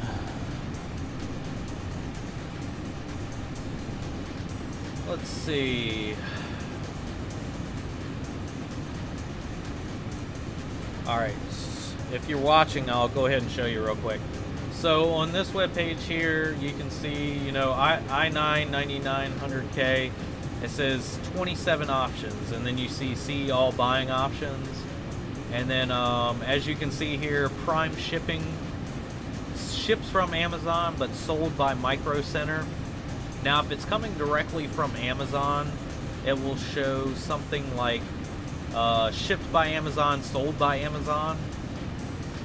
And, or, sometimes if it's actually in stock, let's see, if it's actually in stock, it will say prime free delivery by, a certain date. So if you look at this, it says free delivery, by whatever, but it says prime. That's a good indicator that it's coming straight from Amazon. But if you look in this little area right here, it says ships from and sold by deals a day. So that means it's coming from this individual, even though it has prime shipping. and all that means is that they're going to guarantee it be at your house by this agreed upon date. You just have to, you know, read all your options. So. Tour 1, after Yankee Juliet, are you able to fly the Mariner arrival? Which arrival? Forward to 1. Tour 1, it would be the Mariner 7 arrival. Affirm, we were able. Tour 1. All Tour right. 1, Roger. Clear the Seattle airport via direct Yankee Juliet, Mariner 7 arrival, now unchanged. Clear to the Seattle airport via the Yankee Juliet via 1, Mariner 7, probably changed. Tour 1. Yeah, I agree with you with the price falling for the 2080, even the 2080 Ti's. The only caveat that I can give you on that is if they're already claiming that the 2080 Ti's is almost 50% faster and more powerful than the current 2080 Ti's, if you're already investing that much money in a 2080 Ti, I would go ahead and just dive in for the 3080. That way you're that much further ahead of buying another card, because what 2080 Ti has been out how many years now? 2 years now. So that card is already 2 years old, and that means that that card has 2 years of support less than what you'll have with a 20 or a 3080 Ti. Now I've already told my wife that because I'm waiting, I'm buying another graphics card this year. That's probably my main purchase. I'll probably stick with the i7 7700K. The CPU that I got right now, even though it's like I've had it for 5 years, it is still a beast CPU, and it's still sold, and you know, it is still an expensive card to buy. The thing with graphics card is graphic card always get better, and they're always coming out like every 6 months. And if you want to set yourself up with success, I would recommend, even though it might be a better deal to go with the 2080 Ti at the time, the performance value that you're getting, if that is truly the gain that you're getting with a 3080 Ti, I wouldn't waste my money on a 2080. I would go ahead and get the 3080. But I don't want to also be that guinea pig that gets the first series that comes out. So I'm willing to wait a little bit longer for a 3080 to see the initial reviews and them work through all the bugs and stuff. So that's just my 2 cents of anybody that's purchasing a, you know, or thinking about purchasing a 2080. Hey NG Pro, how are you doing? I'm doing great. And that's awesome. Stream X-Plane, man. I'm all about people streaming virtual aviation. November 918 Yankee, affirmative with me for clearance. Are you ready to copy now? So we have 214 miles until we start our descent. Victoria 5 departure, flight plan route, department way 09, block 0740.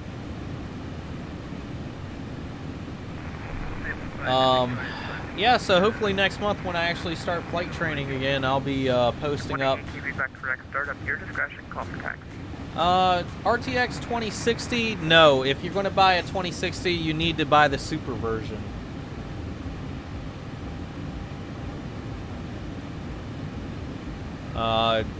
For what you're getting between a 2060 and a 20 super. WestJet 1864, contact Seattle Center now, 124.2, good day. Seattle Center 124.2. Man, I would love it if you just gave me the 2080 right now, but it would be a great hand-me-down gift. Don't get me wrong. That card is a beast right now, but if they're already saying that the newest card is going to be more than 50% of what the current Ti is, my money's all in for the 3080. And I'm willing to wait till the end of this year to get it, so. I haven't upgraded my GPU in almost 5 years, so it's time. I'm ready for a new GPU. Yes I am. I actually start, I have a planned date of next month to start flight training again. Short 09. I begin back at college classes for my aviation or aeronautical degree. I'm in my junior year. That means I only have another like year and a half left of college. And in the U.S., most major airlines or whatever that you fly for kind of require a degree. I mean, I think you can get around it, but that's what the majority of them require. Some type of degree in aeronautics. But yes, my plan is to start at the end of June, continuing with actual flight training for my PPL and then all the other certifications that come with it.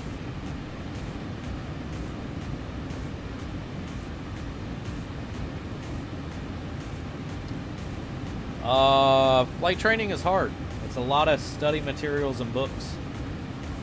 It's not just hop in and do whatever you want. Yeah, I'm currently working from home. I have not heard anything yet.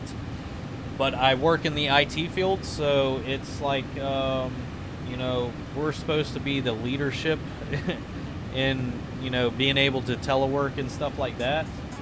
Now, my mother-in-law's command and my wife's command have already talked about going back as soon as this week. Or, no, I think maybe next week. So, but on a limited capacity. I have not had any word about me going back. So, I think I probably won't go back until maybe July.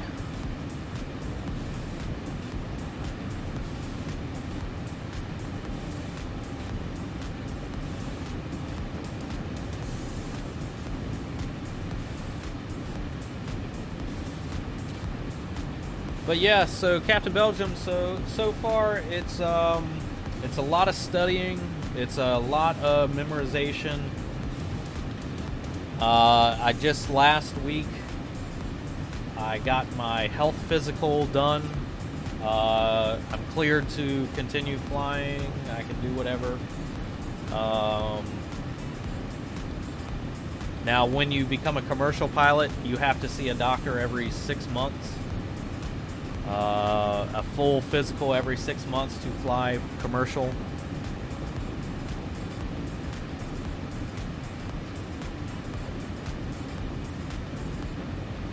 Yeah, I have a child, so I can't even get my child in until maybe, you know, back into childcare until maybe mid-June to July. So my telework policy has been adjusted so that way I can take care of my dependent.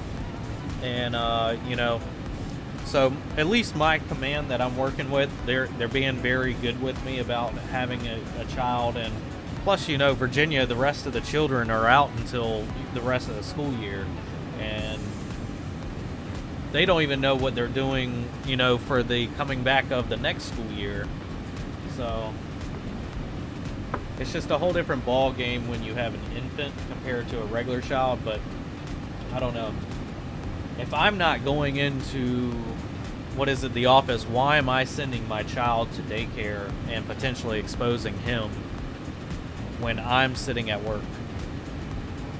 No, my wife does not have to go in yet, because we're both like kind of supplementing the child care situation. So as soon as my child is able to get back into child care, that's probably when she'll go back in. But I haven't been told anything, and I get, you know, pretty high up emails and stuff like that, so I can get a good gist of what's coming down the pipeline.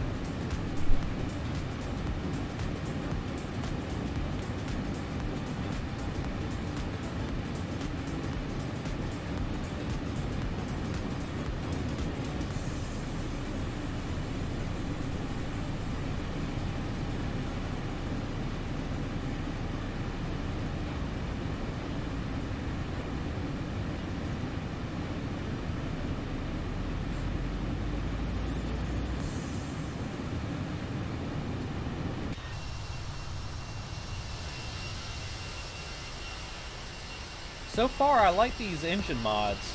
I like the sounds of them. They sound pretty good from the outside when you take off, and especially when the engines rev up and everything.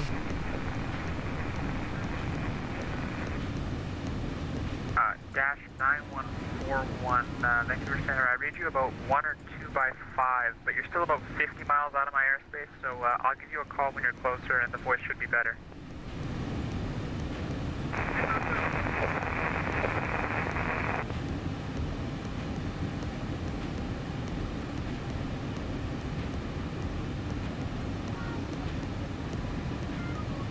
So John, how's your TBM trip around the world, man? UPS 66, Vancouver, go ahead. There's no chance we can get a step on flight level 380. UPS 66, climb flight level 380. From 380, UPS 66, thank you.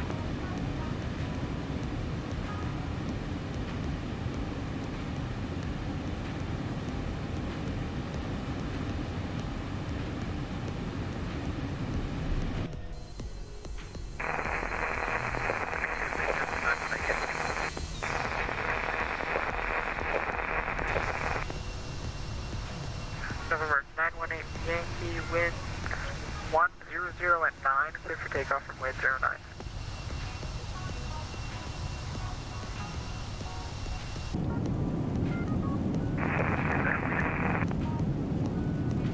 Vancouver, United 38, we're about 8 miles from top descent, requesting lower. United 38, when ready, descend flight level 200. When ready, 200, United 38, thanks.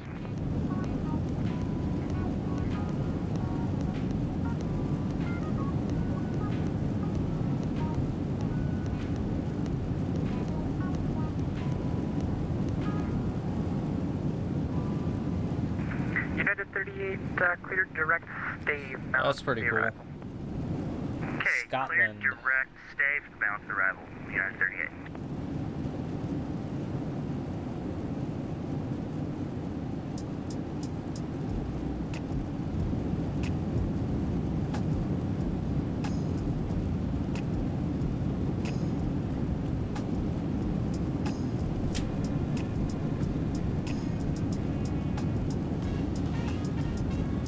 No, I got what you're saying, man.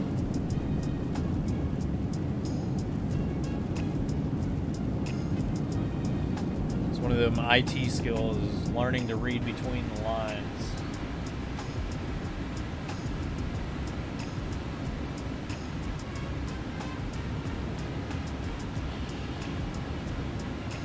Captain Belgium, did you have any more questions? Hopefully I answered the ones that you had.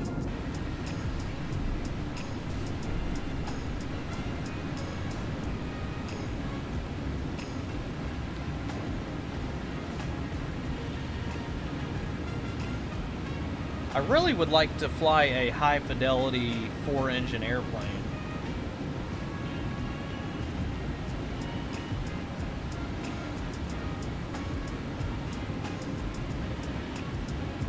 Tour 1 when ready, descend 17,000, the Seattle altimeter 3003. And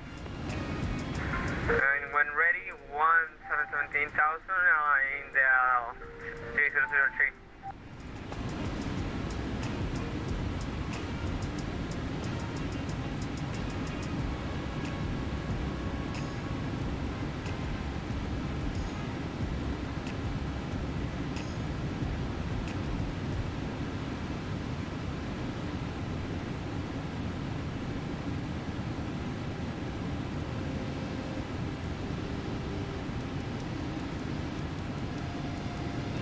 Yeah, it is a pricey venture, but in the end, it'll be worth it.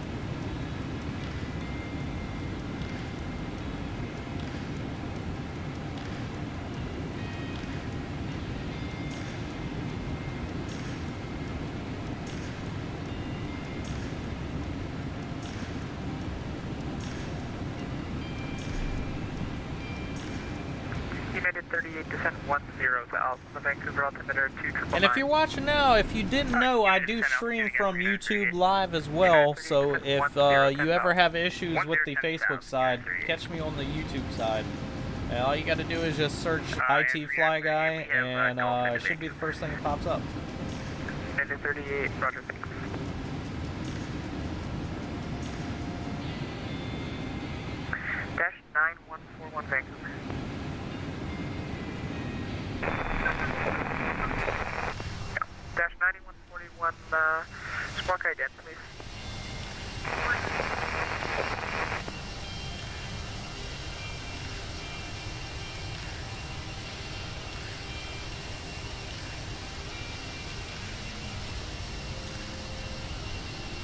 So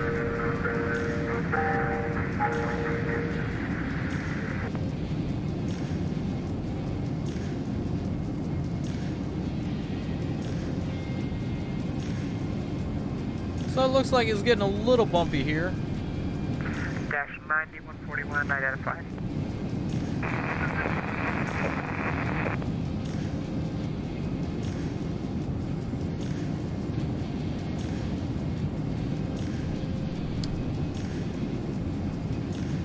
Yeah, I mean, Risens hold their own, so just make sure that's what you want to go with, because your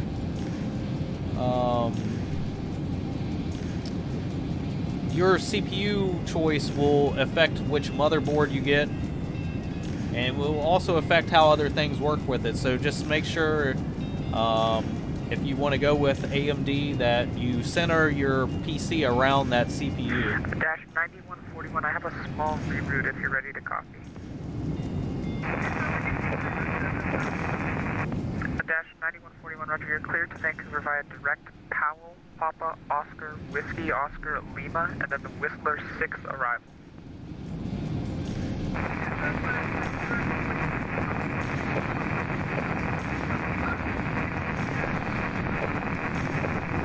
Dash 9141, it'll be the Whistler 6.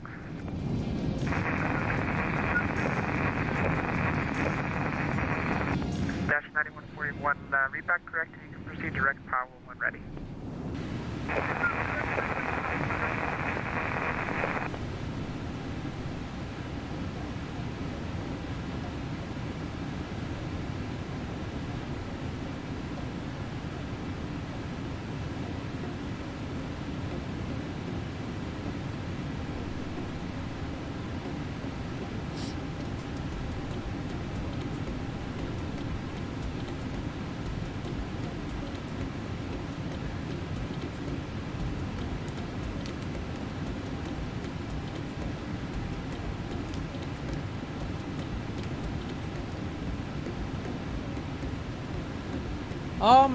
I'm pretty sure I know a couple people who use the Ryzen 5 3600. It is pretty good for the price point, and yeah, you should have no issue with the 2060 Super.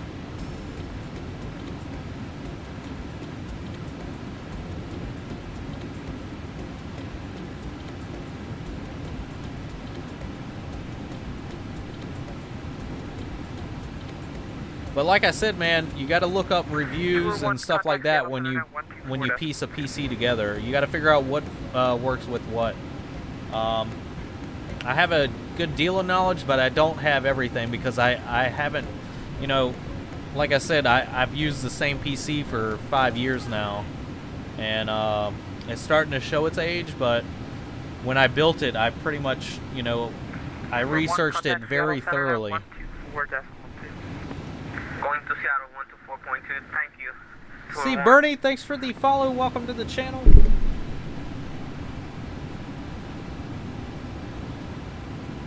All the way from Australia, representing Bernie. How you doing, my man? Appreciate you stopping by. We don't have too much longer in this leg.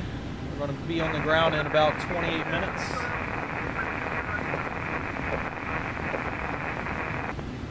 Dash 9141 will be the 26s. North or south, you'll know closer to the airport.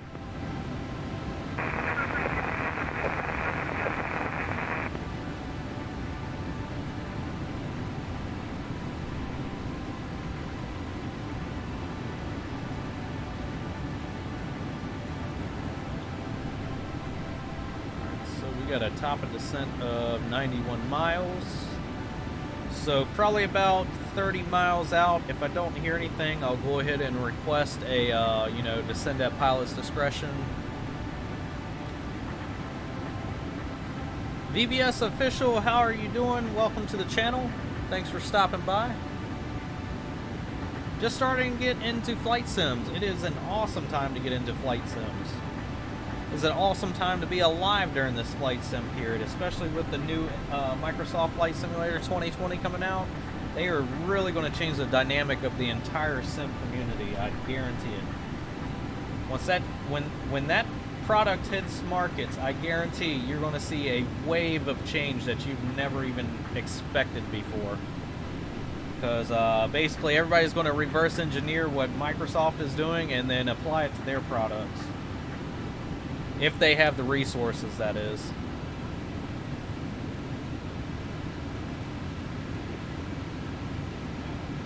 So, yes, X-Plane is good right now, but I guarantee in the next couple years, it's going to be fantastic. Because everybody's going to use that, what can I learn from the other person mentality.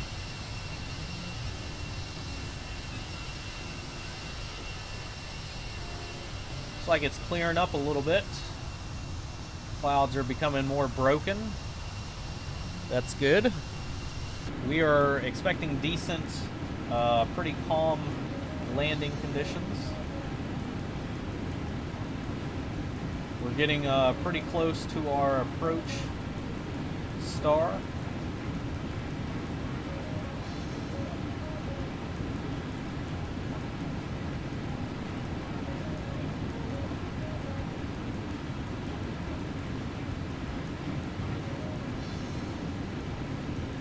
Yeah, it is complex at first, but you can. It doesn't take long at all to learn these. That's how crazy it is.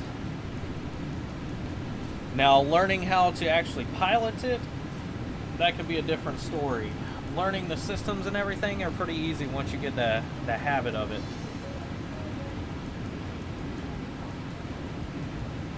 How do you talk with Tower? Well, you first have to become a member of the VATSIM community, which is a online membership. It's free. All you got to do is register, and then you have to put a plug-in on your an add-on or plug-in, whatever you want to call it, on your X-Plane, and that basically turns on the radio to communicate with Tower and everything.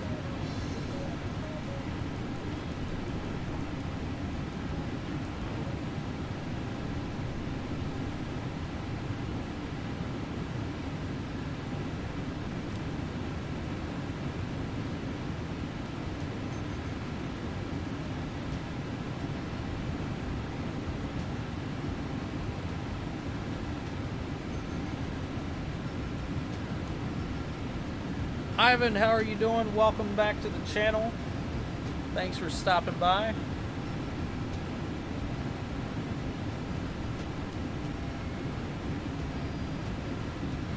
Can I teach you? Yeah, I could try and teach you. I have a ton of videos out there, and honestly, how I learned was, well, I'm starting actual flight training again next month. But reading books and watching people on YouTube, that's how I really learned how to do a lot of this stuff on these this simulation. What do I think about the Tullus 319? It is an excellent aircraft. I have both of them, so I highly recommend both the 321 and the 319. Joseph Gambino in the house, welcome back. You just popped up again. You just advise the passing altitude, and I should be able to identify you. Yeah, apologies for that. We popped up for a little while there. We are 7,018 Yankee.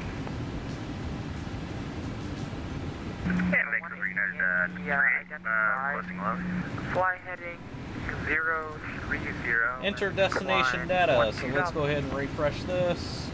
Perf information, go over to arrival. We have a QNH 300.3. Temp of 17. Wind heading of 220. 04 knots. UPS 66, leave my airspace, anchorage offline. Decision height today of 200. We'll do a full flap landing. Execjet 21, turn left heading 180. That's 180, execjet 21. Let's go ahead and check out our flight plan.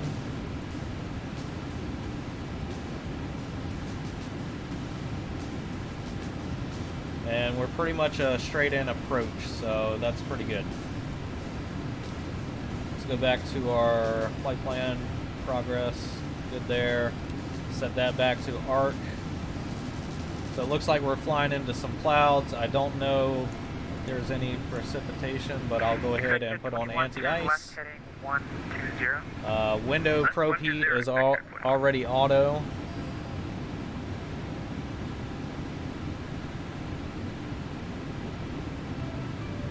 I didn't even know you streamed, Joseph. Honestly.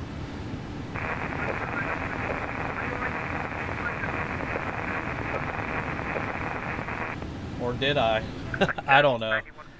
I watch so many streamers, it's hard to keep up.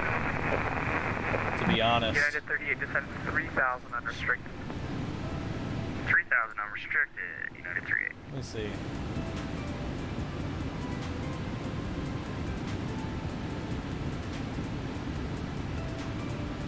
Alaska 1221 when ready, descend 17,000, Seattle altimeter 3002.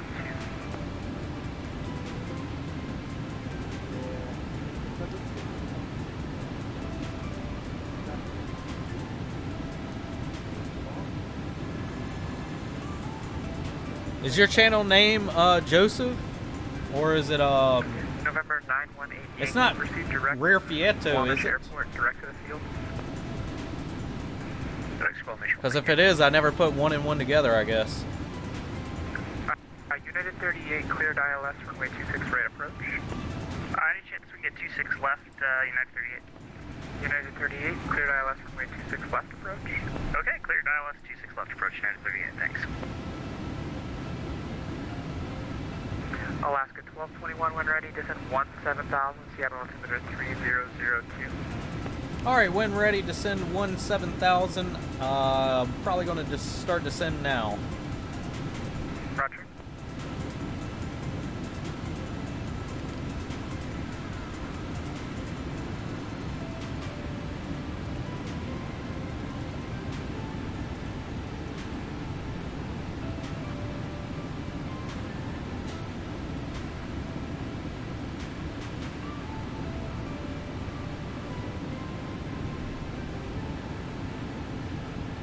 Dash 9909er, Vancouver Center. I currently don't have radar. I think you're still too far north. So give me a call back in 15 minutes and I should have you then.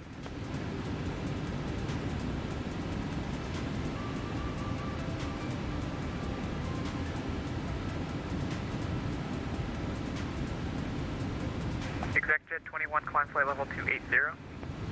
280, Executive 21.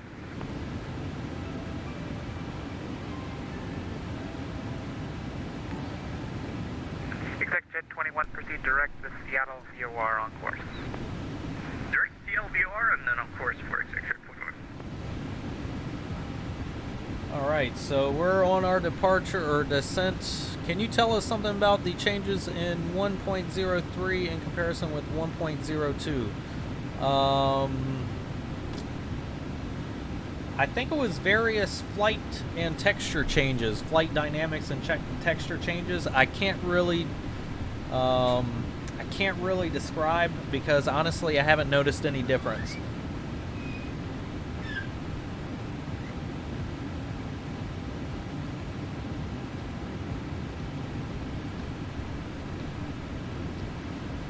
United 38, contact Vancouver Tower now 118. That's 1. Mayer, thanks for the like. Welcome to the channel. Joseph, thanks for the like, by the way.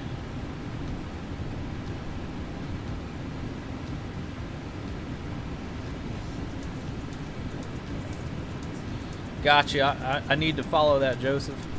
I need to, let's see.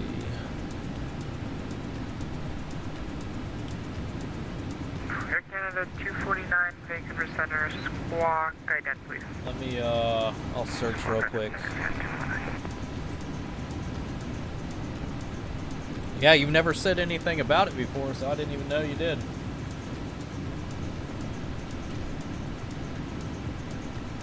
Air Canada 249, identified.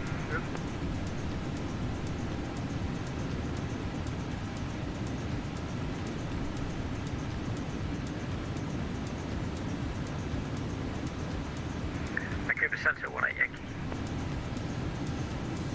18 Yankee, Vancouver Center, go ahead. If possible, we'd like to descend early down towards Bowen Island and cancel the IFR and fly up the river. 18 Yankee.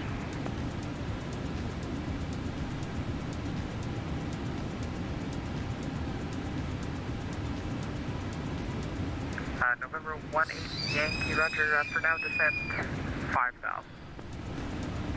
Descend 5,000, 18 Yankee.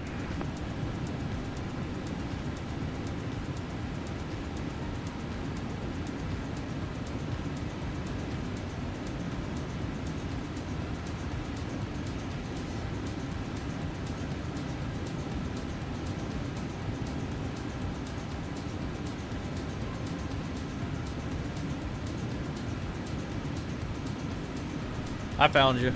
Yeah. If you want to stream to both YouTube and Facebook, I recommend Streamlabs. Bigger fan base, whatever. It's up to you.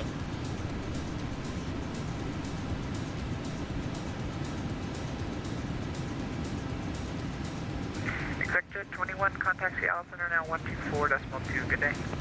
24-2 for Executive 21, and thank you so much for your service. Appreciate it, man.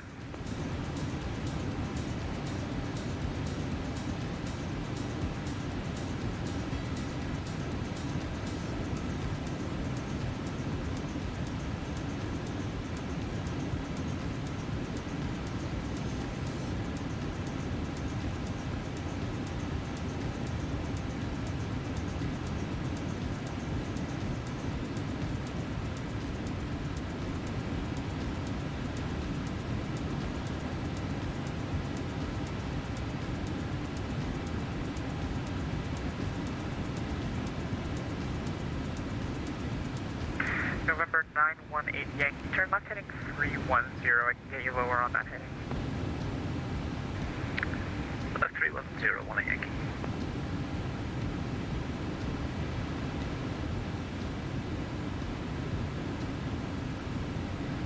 It's all good.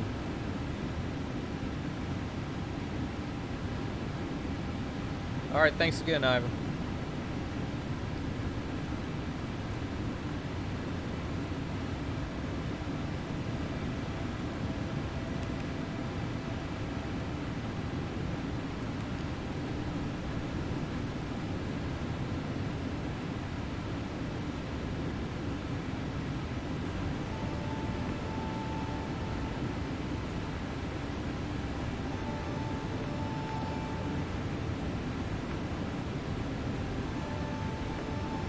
Alright, so we've started our main bulk of the descent.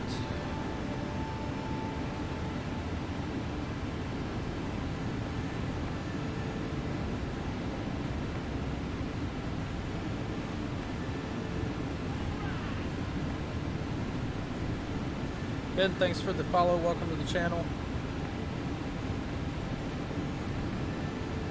Did you have an idea of what you wanted to eat?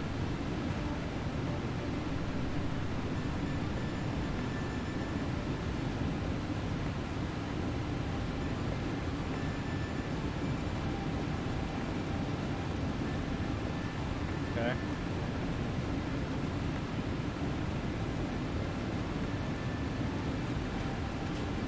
While I have a second or two to ask about food,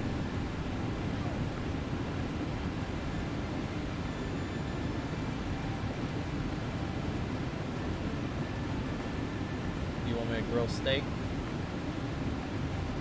I do. Well, then it probably needs to be, because I just marinated it today, the steaks. So I can grill steaks for like lunch tomorrow or something.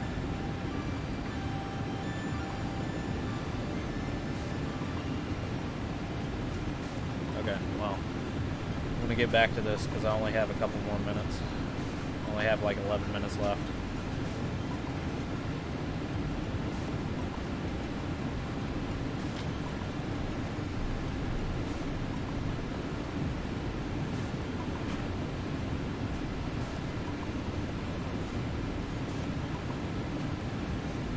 Yeah, the scenery does take a little bit of It does take a little bit to figure out. You do have to, if you add on scenery, you have to put it in a certain order in the INI file. There's a .ini file in the custom scenery folder. It has to be in the correct order in that file. Alaska 1221, contact Seattle Center now 124.2, good day. Contacting Seattle. Hey, thanks for the service.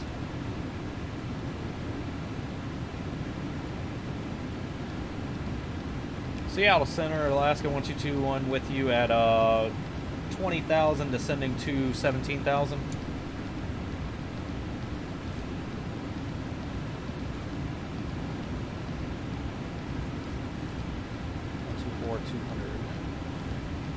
What is it, full yeah, get you 5 more miles at this altitude, otherwise I'll have to turn you left.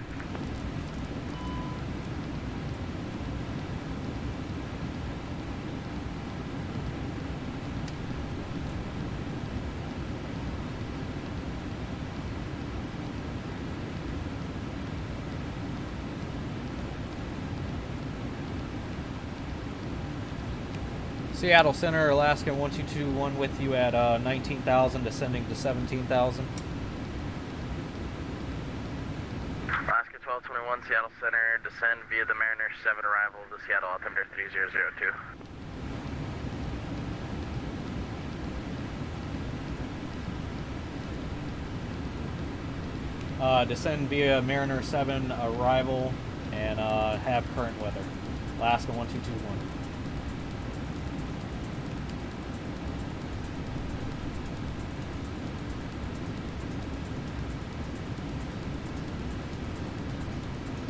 Alright, we don't need engine ice anymore. We can go ahead and get everything set up. Landing systems can come on.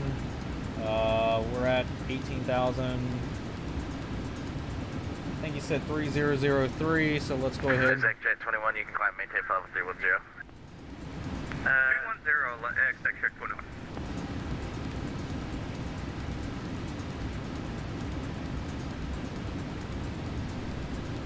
Alright, so landing systems are on.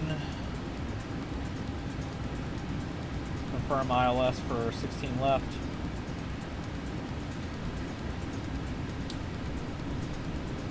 Seattle Center, Alaska 1221. Are we still expecting 16 left? Alaska 1221, you can expect the ILS for 16 left. Roger that, thank you.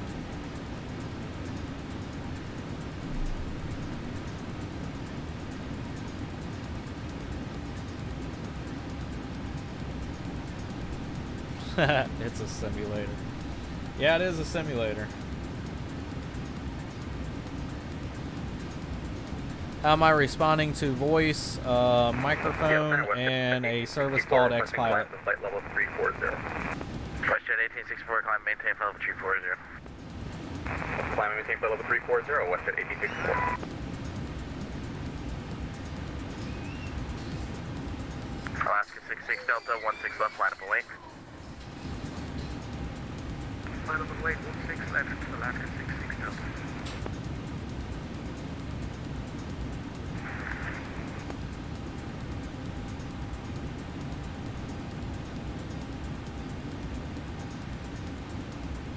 So we need to be above 12,000 for the next waypoint, above 11,000 for that one, and then above 8,000 for that. Tor 1, welcome to Seattle, taxi to parking via Bravo. Thank you for parking via Bravo, thank you. Yeah, it's a plugin that you can you download. It's free, and then you just join the VATSIM free online community, and then there's thousands of people that get on this. You have real life pilots that get on this. You got real life ATC, and it's good practice.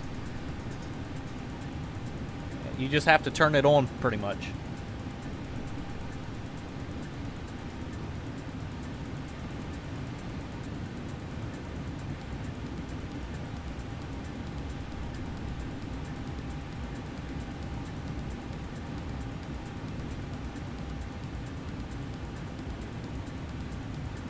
Bring down the speed some.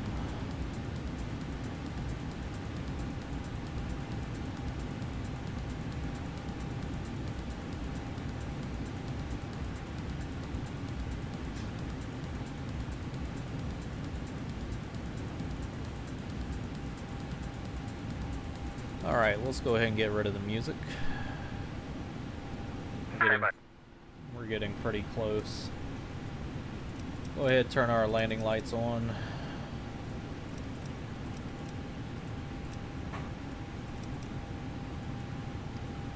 Let cabin crew know that we're descending into our airport. Alaska 66 Delta, fly runway heading, runway 16 left, clear for takeoff. Fly runway heading on clear takeoff 16 left, Alaska 66 Delta. Exec Jet 21, pilot's discretion, descend via the crater to arrival. Portland is landing to the east, altimeter 3004. Send via the crater to arrival on my discretion, and we'll make note of the eastern arrivals, 3004. Alright, let's just double confirm that the frequency you see here matches the frequency for the runway. So we're landing 16 left, that is 110.30 megahertz, course 165. Seattle, it's 11,000, 12,000 feet long. And we are good to go.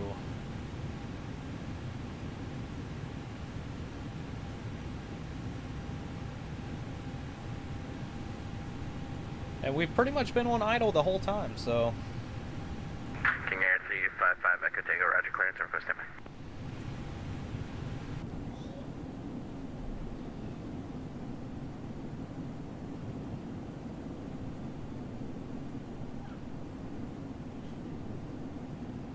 Appreciate the weather update, Joseph.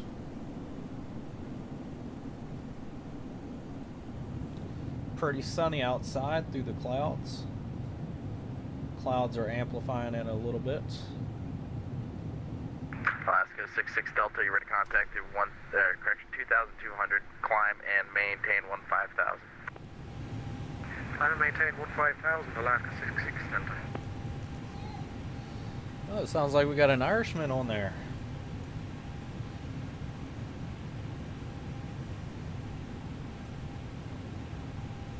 Speedbird 4 Echo, we're going to disconnect now for the night. Good night.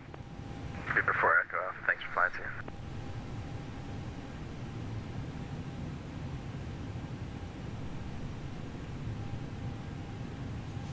And when we get closer to our King bridge, Air 355 Echo Tango, have your clearance message, copy. King Air 5 Echo Tango, you're cleared to the Portland Airport via pilot navigation to the city intersection to join the Timbers 2 arrival. Climb and maintain 9,000,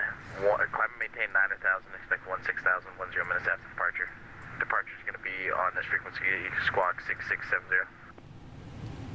okay, it looks like our ILS intercept's going to be at 1,900 feet.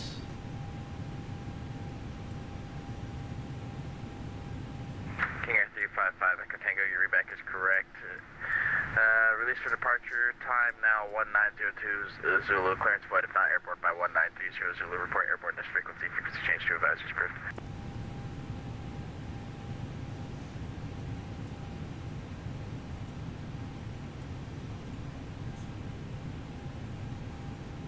Alaska 66 Delta, turn left direct normie, then resume all navigation. Left direct normie, resume all navigation, Alaska 66 Delta.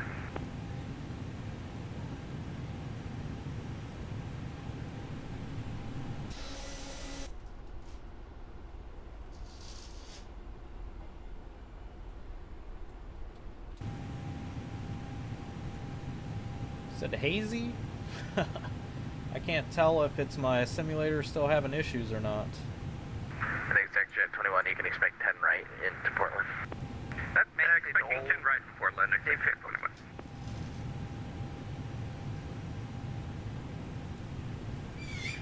Let me do a quick test here. Ah.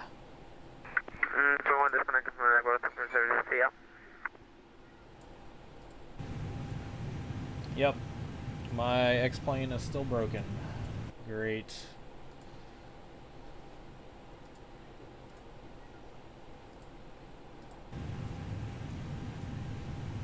Oh. I reloaded it. It seems like it's working now, maybe? I don't know. Nope. Doesn't look like it's working. Still having the same issue I had last night. What the hell is doing this? Alright. Alaska 66 Delta, climb, maintain, follow the tree. So it looks like I'm going to have to do a repair on this tonight. Flight level 350, Alaska 66 Delta, thanks. Alaska 1221, cross Griffey at or above 6,000. After Griffey, you cleared the ILS runway 16 left approach. Cross Griffey at or above 6,000, and then clear ILS approach for 16 left. Alaska 1221.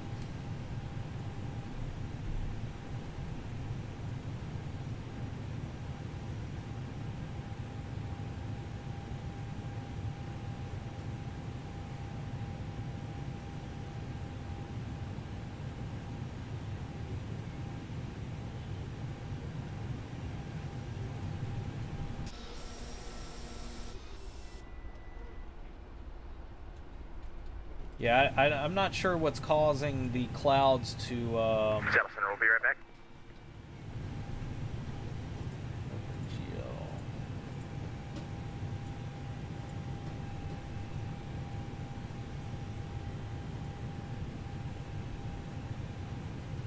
Not sure what's causing everything to load like that.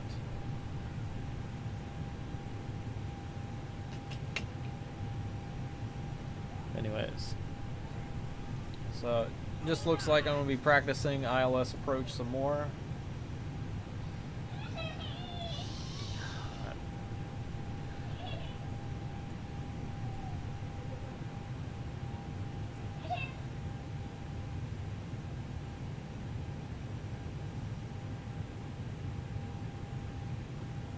Seattle Center is back.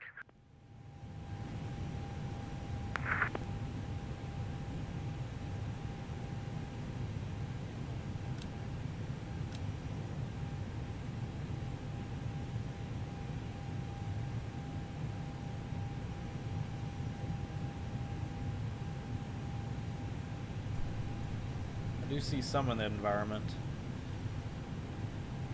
WestJet 1864, you're leaving my airspace to the west. San Francisco radio is offline. Radar service is terminated. Frequency change to advisory is approved. Squawk 2000. Frequency change approved. Squawk Yeah, 2000. so it should be a lot more visible than what you guys are looking at right now. My X-Plane's been messing up the past couple days.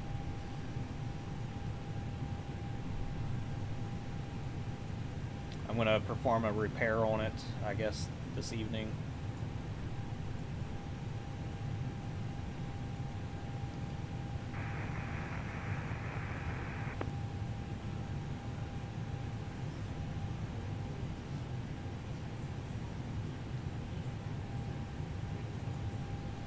Alright, let's activate our approach. Oh man. What did I do? Let's see. Customize, weight balance, fuel.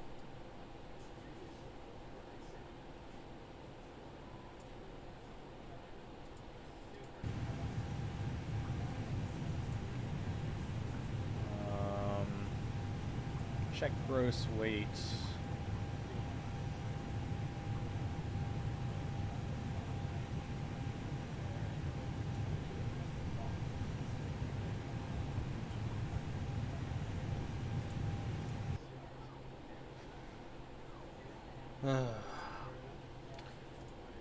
Click something wrong.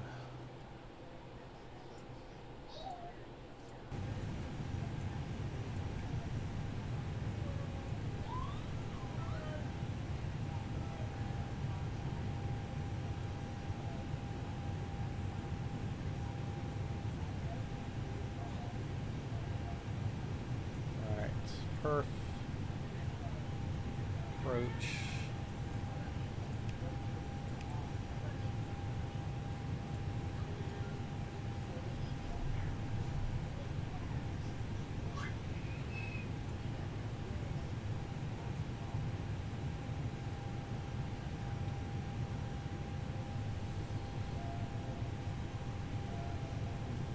RIP. Yeah, so it's supposed to be clearer on the ground than it is right now. My X-Plane's having an issue.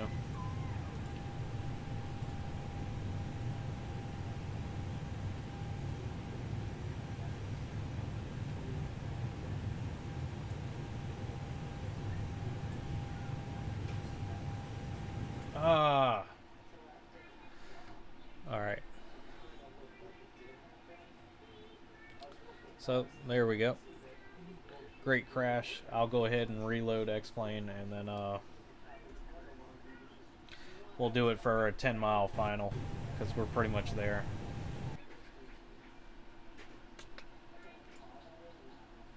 And that's what you deal with.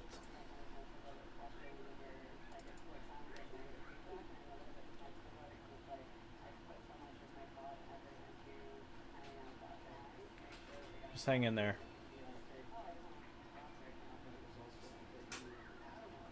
Good thing that these things auto-save.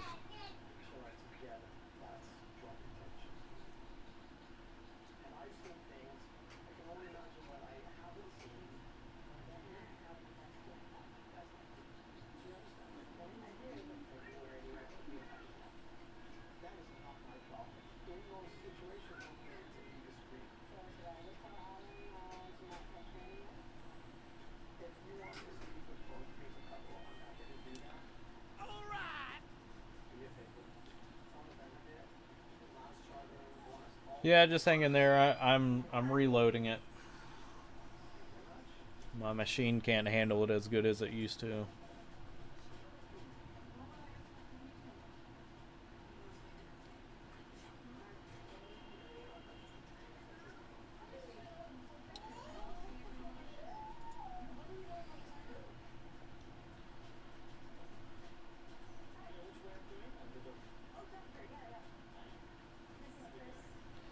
Alright, here we go. Let's see. Seattle.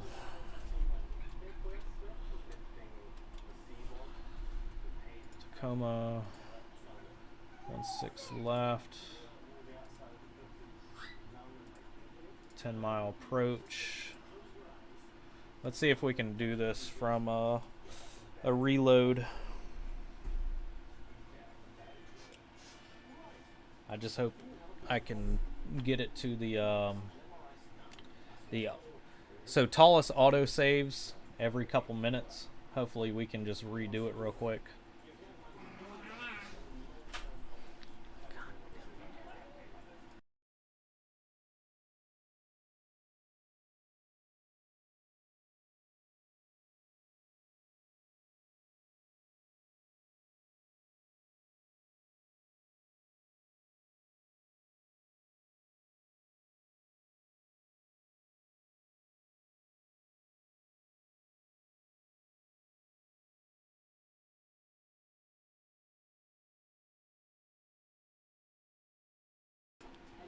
Alright, it's loading up here. Let's see if I can catch it before it Alright,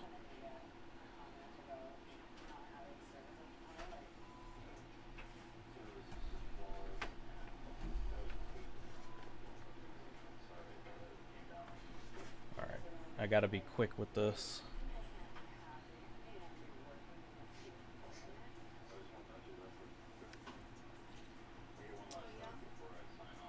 Alright, here we go. Pause. No, pause. Alright, so understood. And then if you just go into the tallest menu, autosave situation, load. So this should take you to the most current autosave. Hopefully this is correct. Kind of looks like it.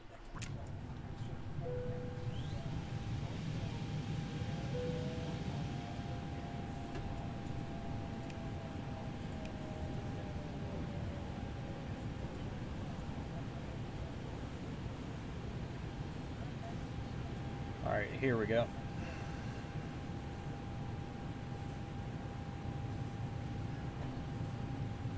So the plane is just correcting itself to the autosave condition of where it last broke.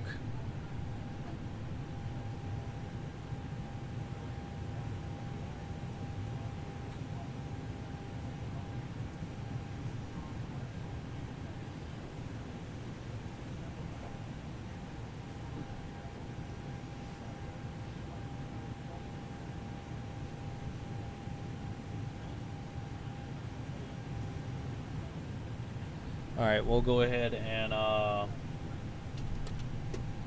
Pull out gear.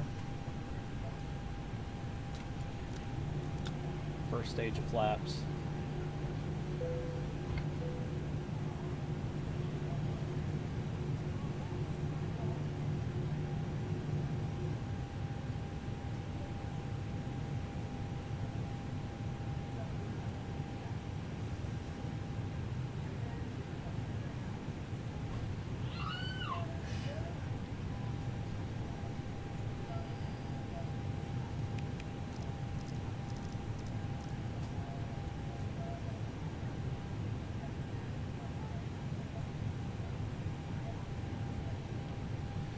Let me pause it. That's incorrect fuel. Edit weight and balance. Fuel should not be that heavy.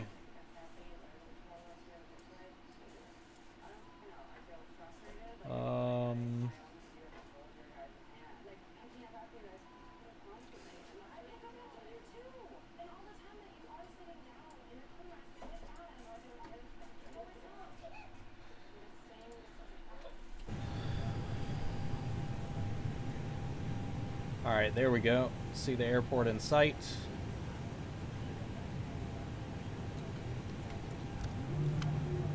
Next stage of flaps are coming down.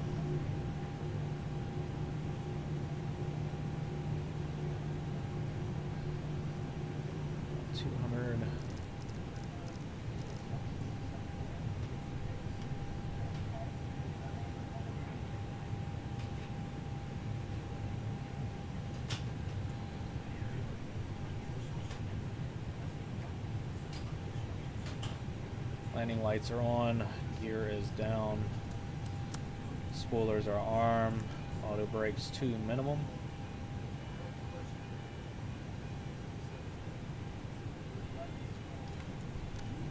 Alright, flaps to 3, and next stage will be flaps to 4.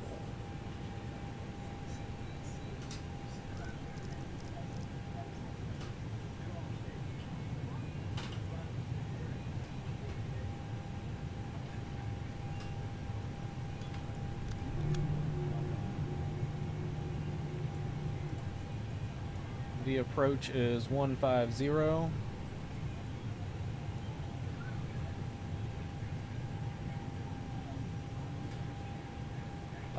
You can reconnect if it's if you're pretty much in the same spot and you don't take too long. But if you're off more than like 10 minutes and you don't know where aircraft are currently, then it's probably best not to reconnect.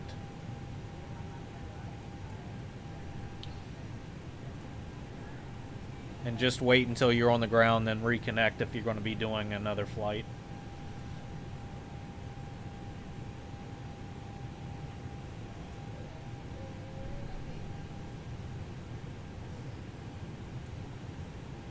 Two five.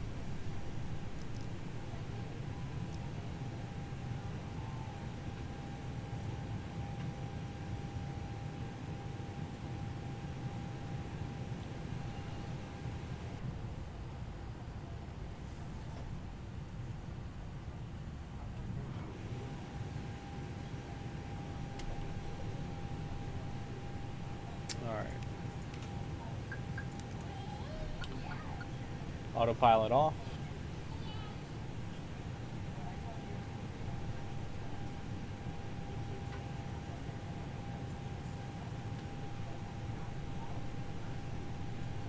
One five.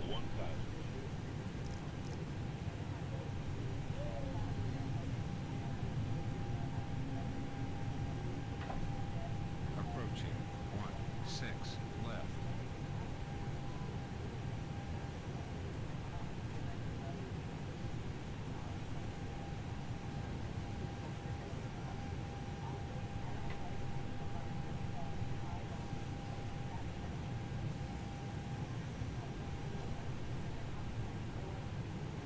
500.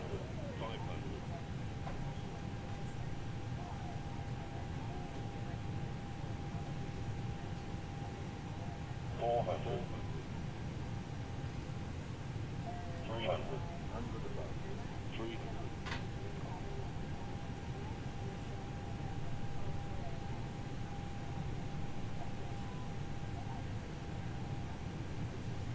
200. 200. 100. 50, 40, 30, 20, 10, 10.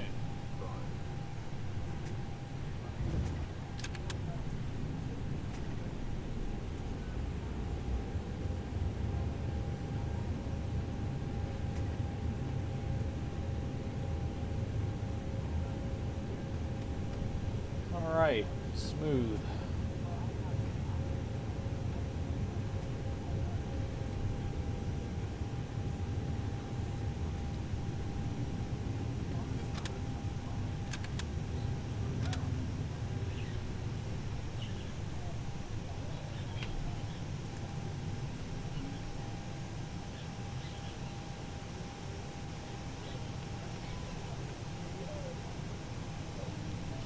Alright, we'll pull off there and check out the landing.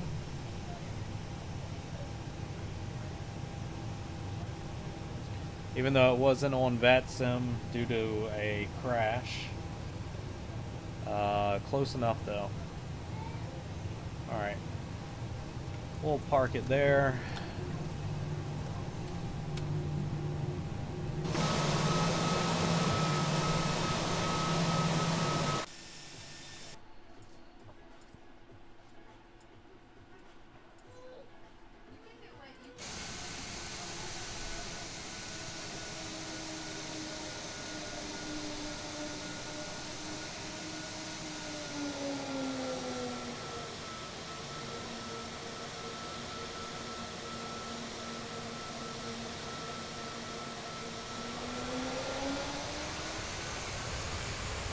Let me see if I can get the full sound.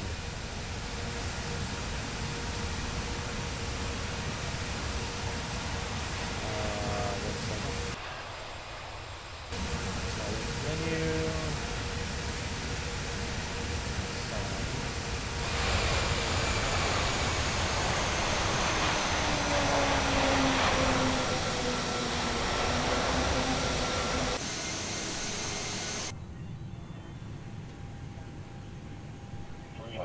Above. 300.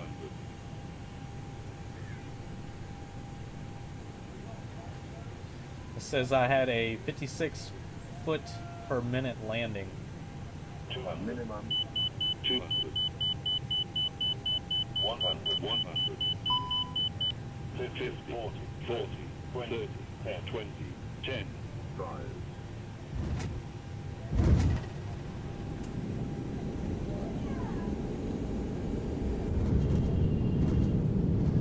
I don't know what that lighting issue is. It is a common issue in X-Plane, and you have to adjust something. I haven't done it yet.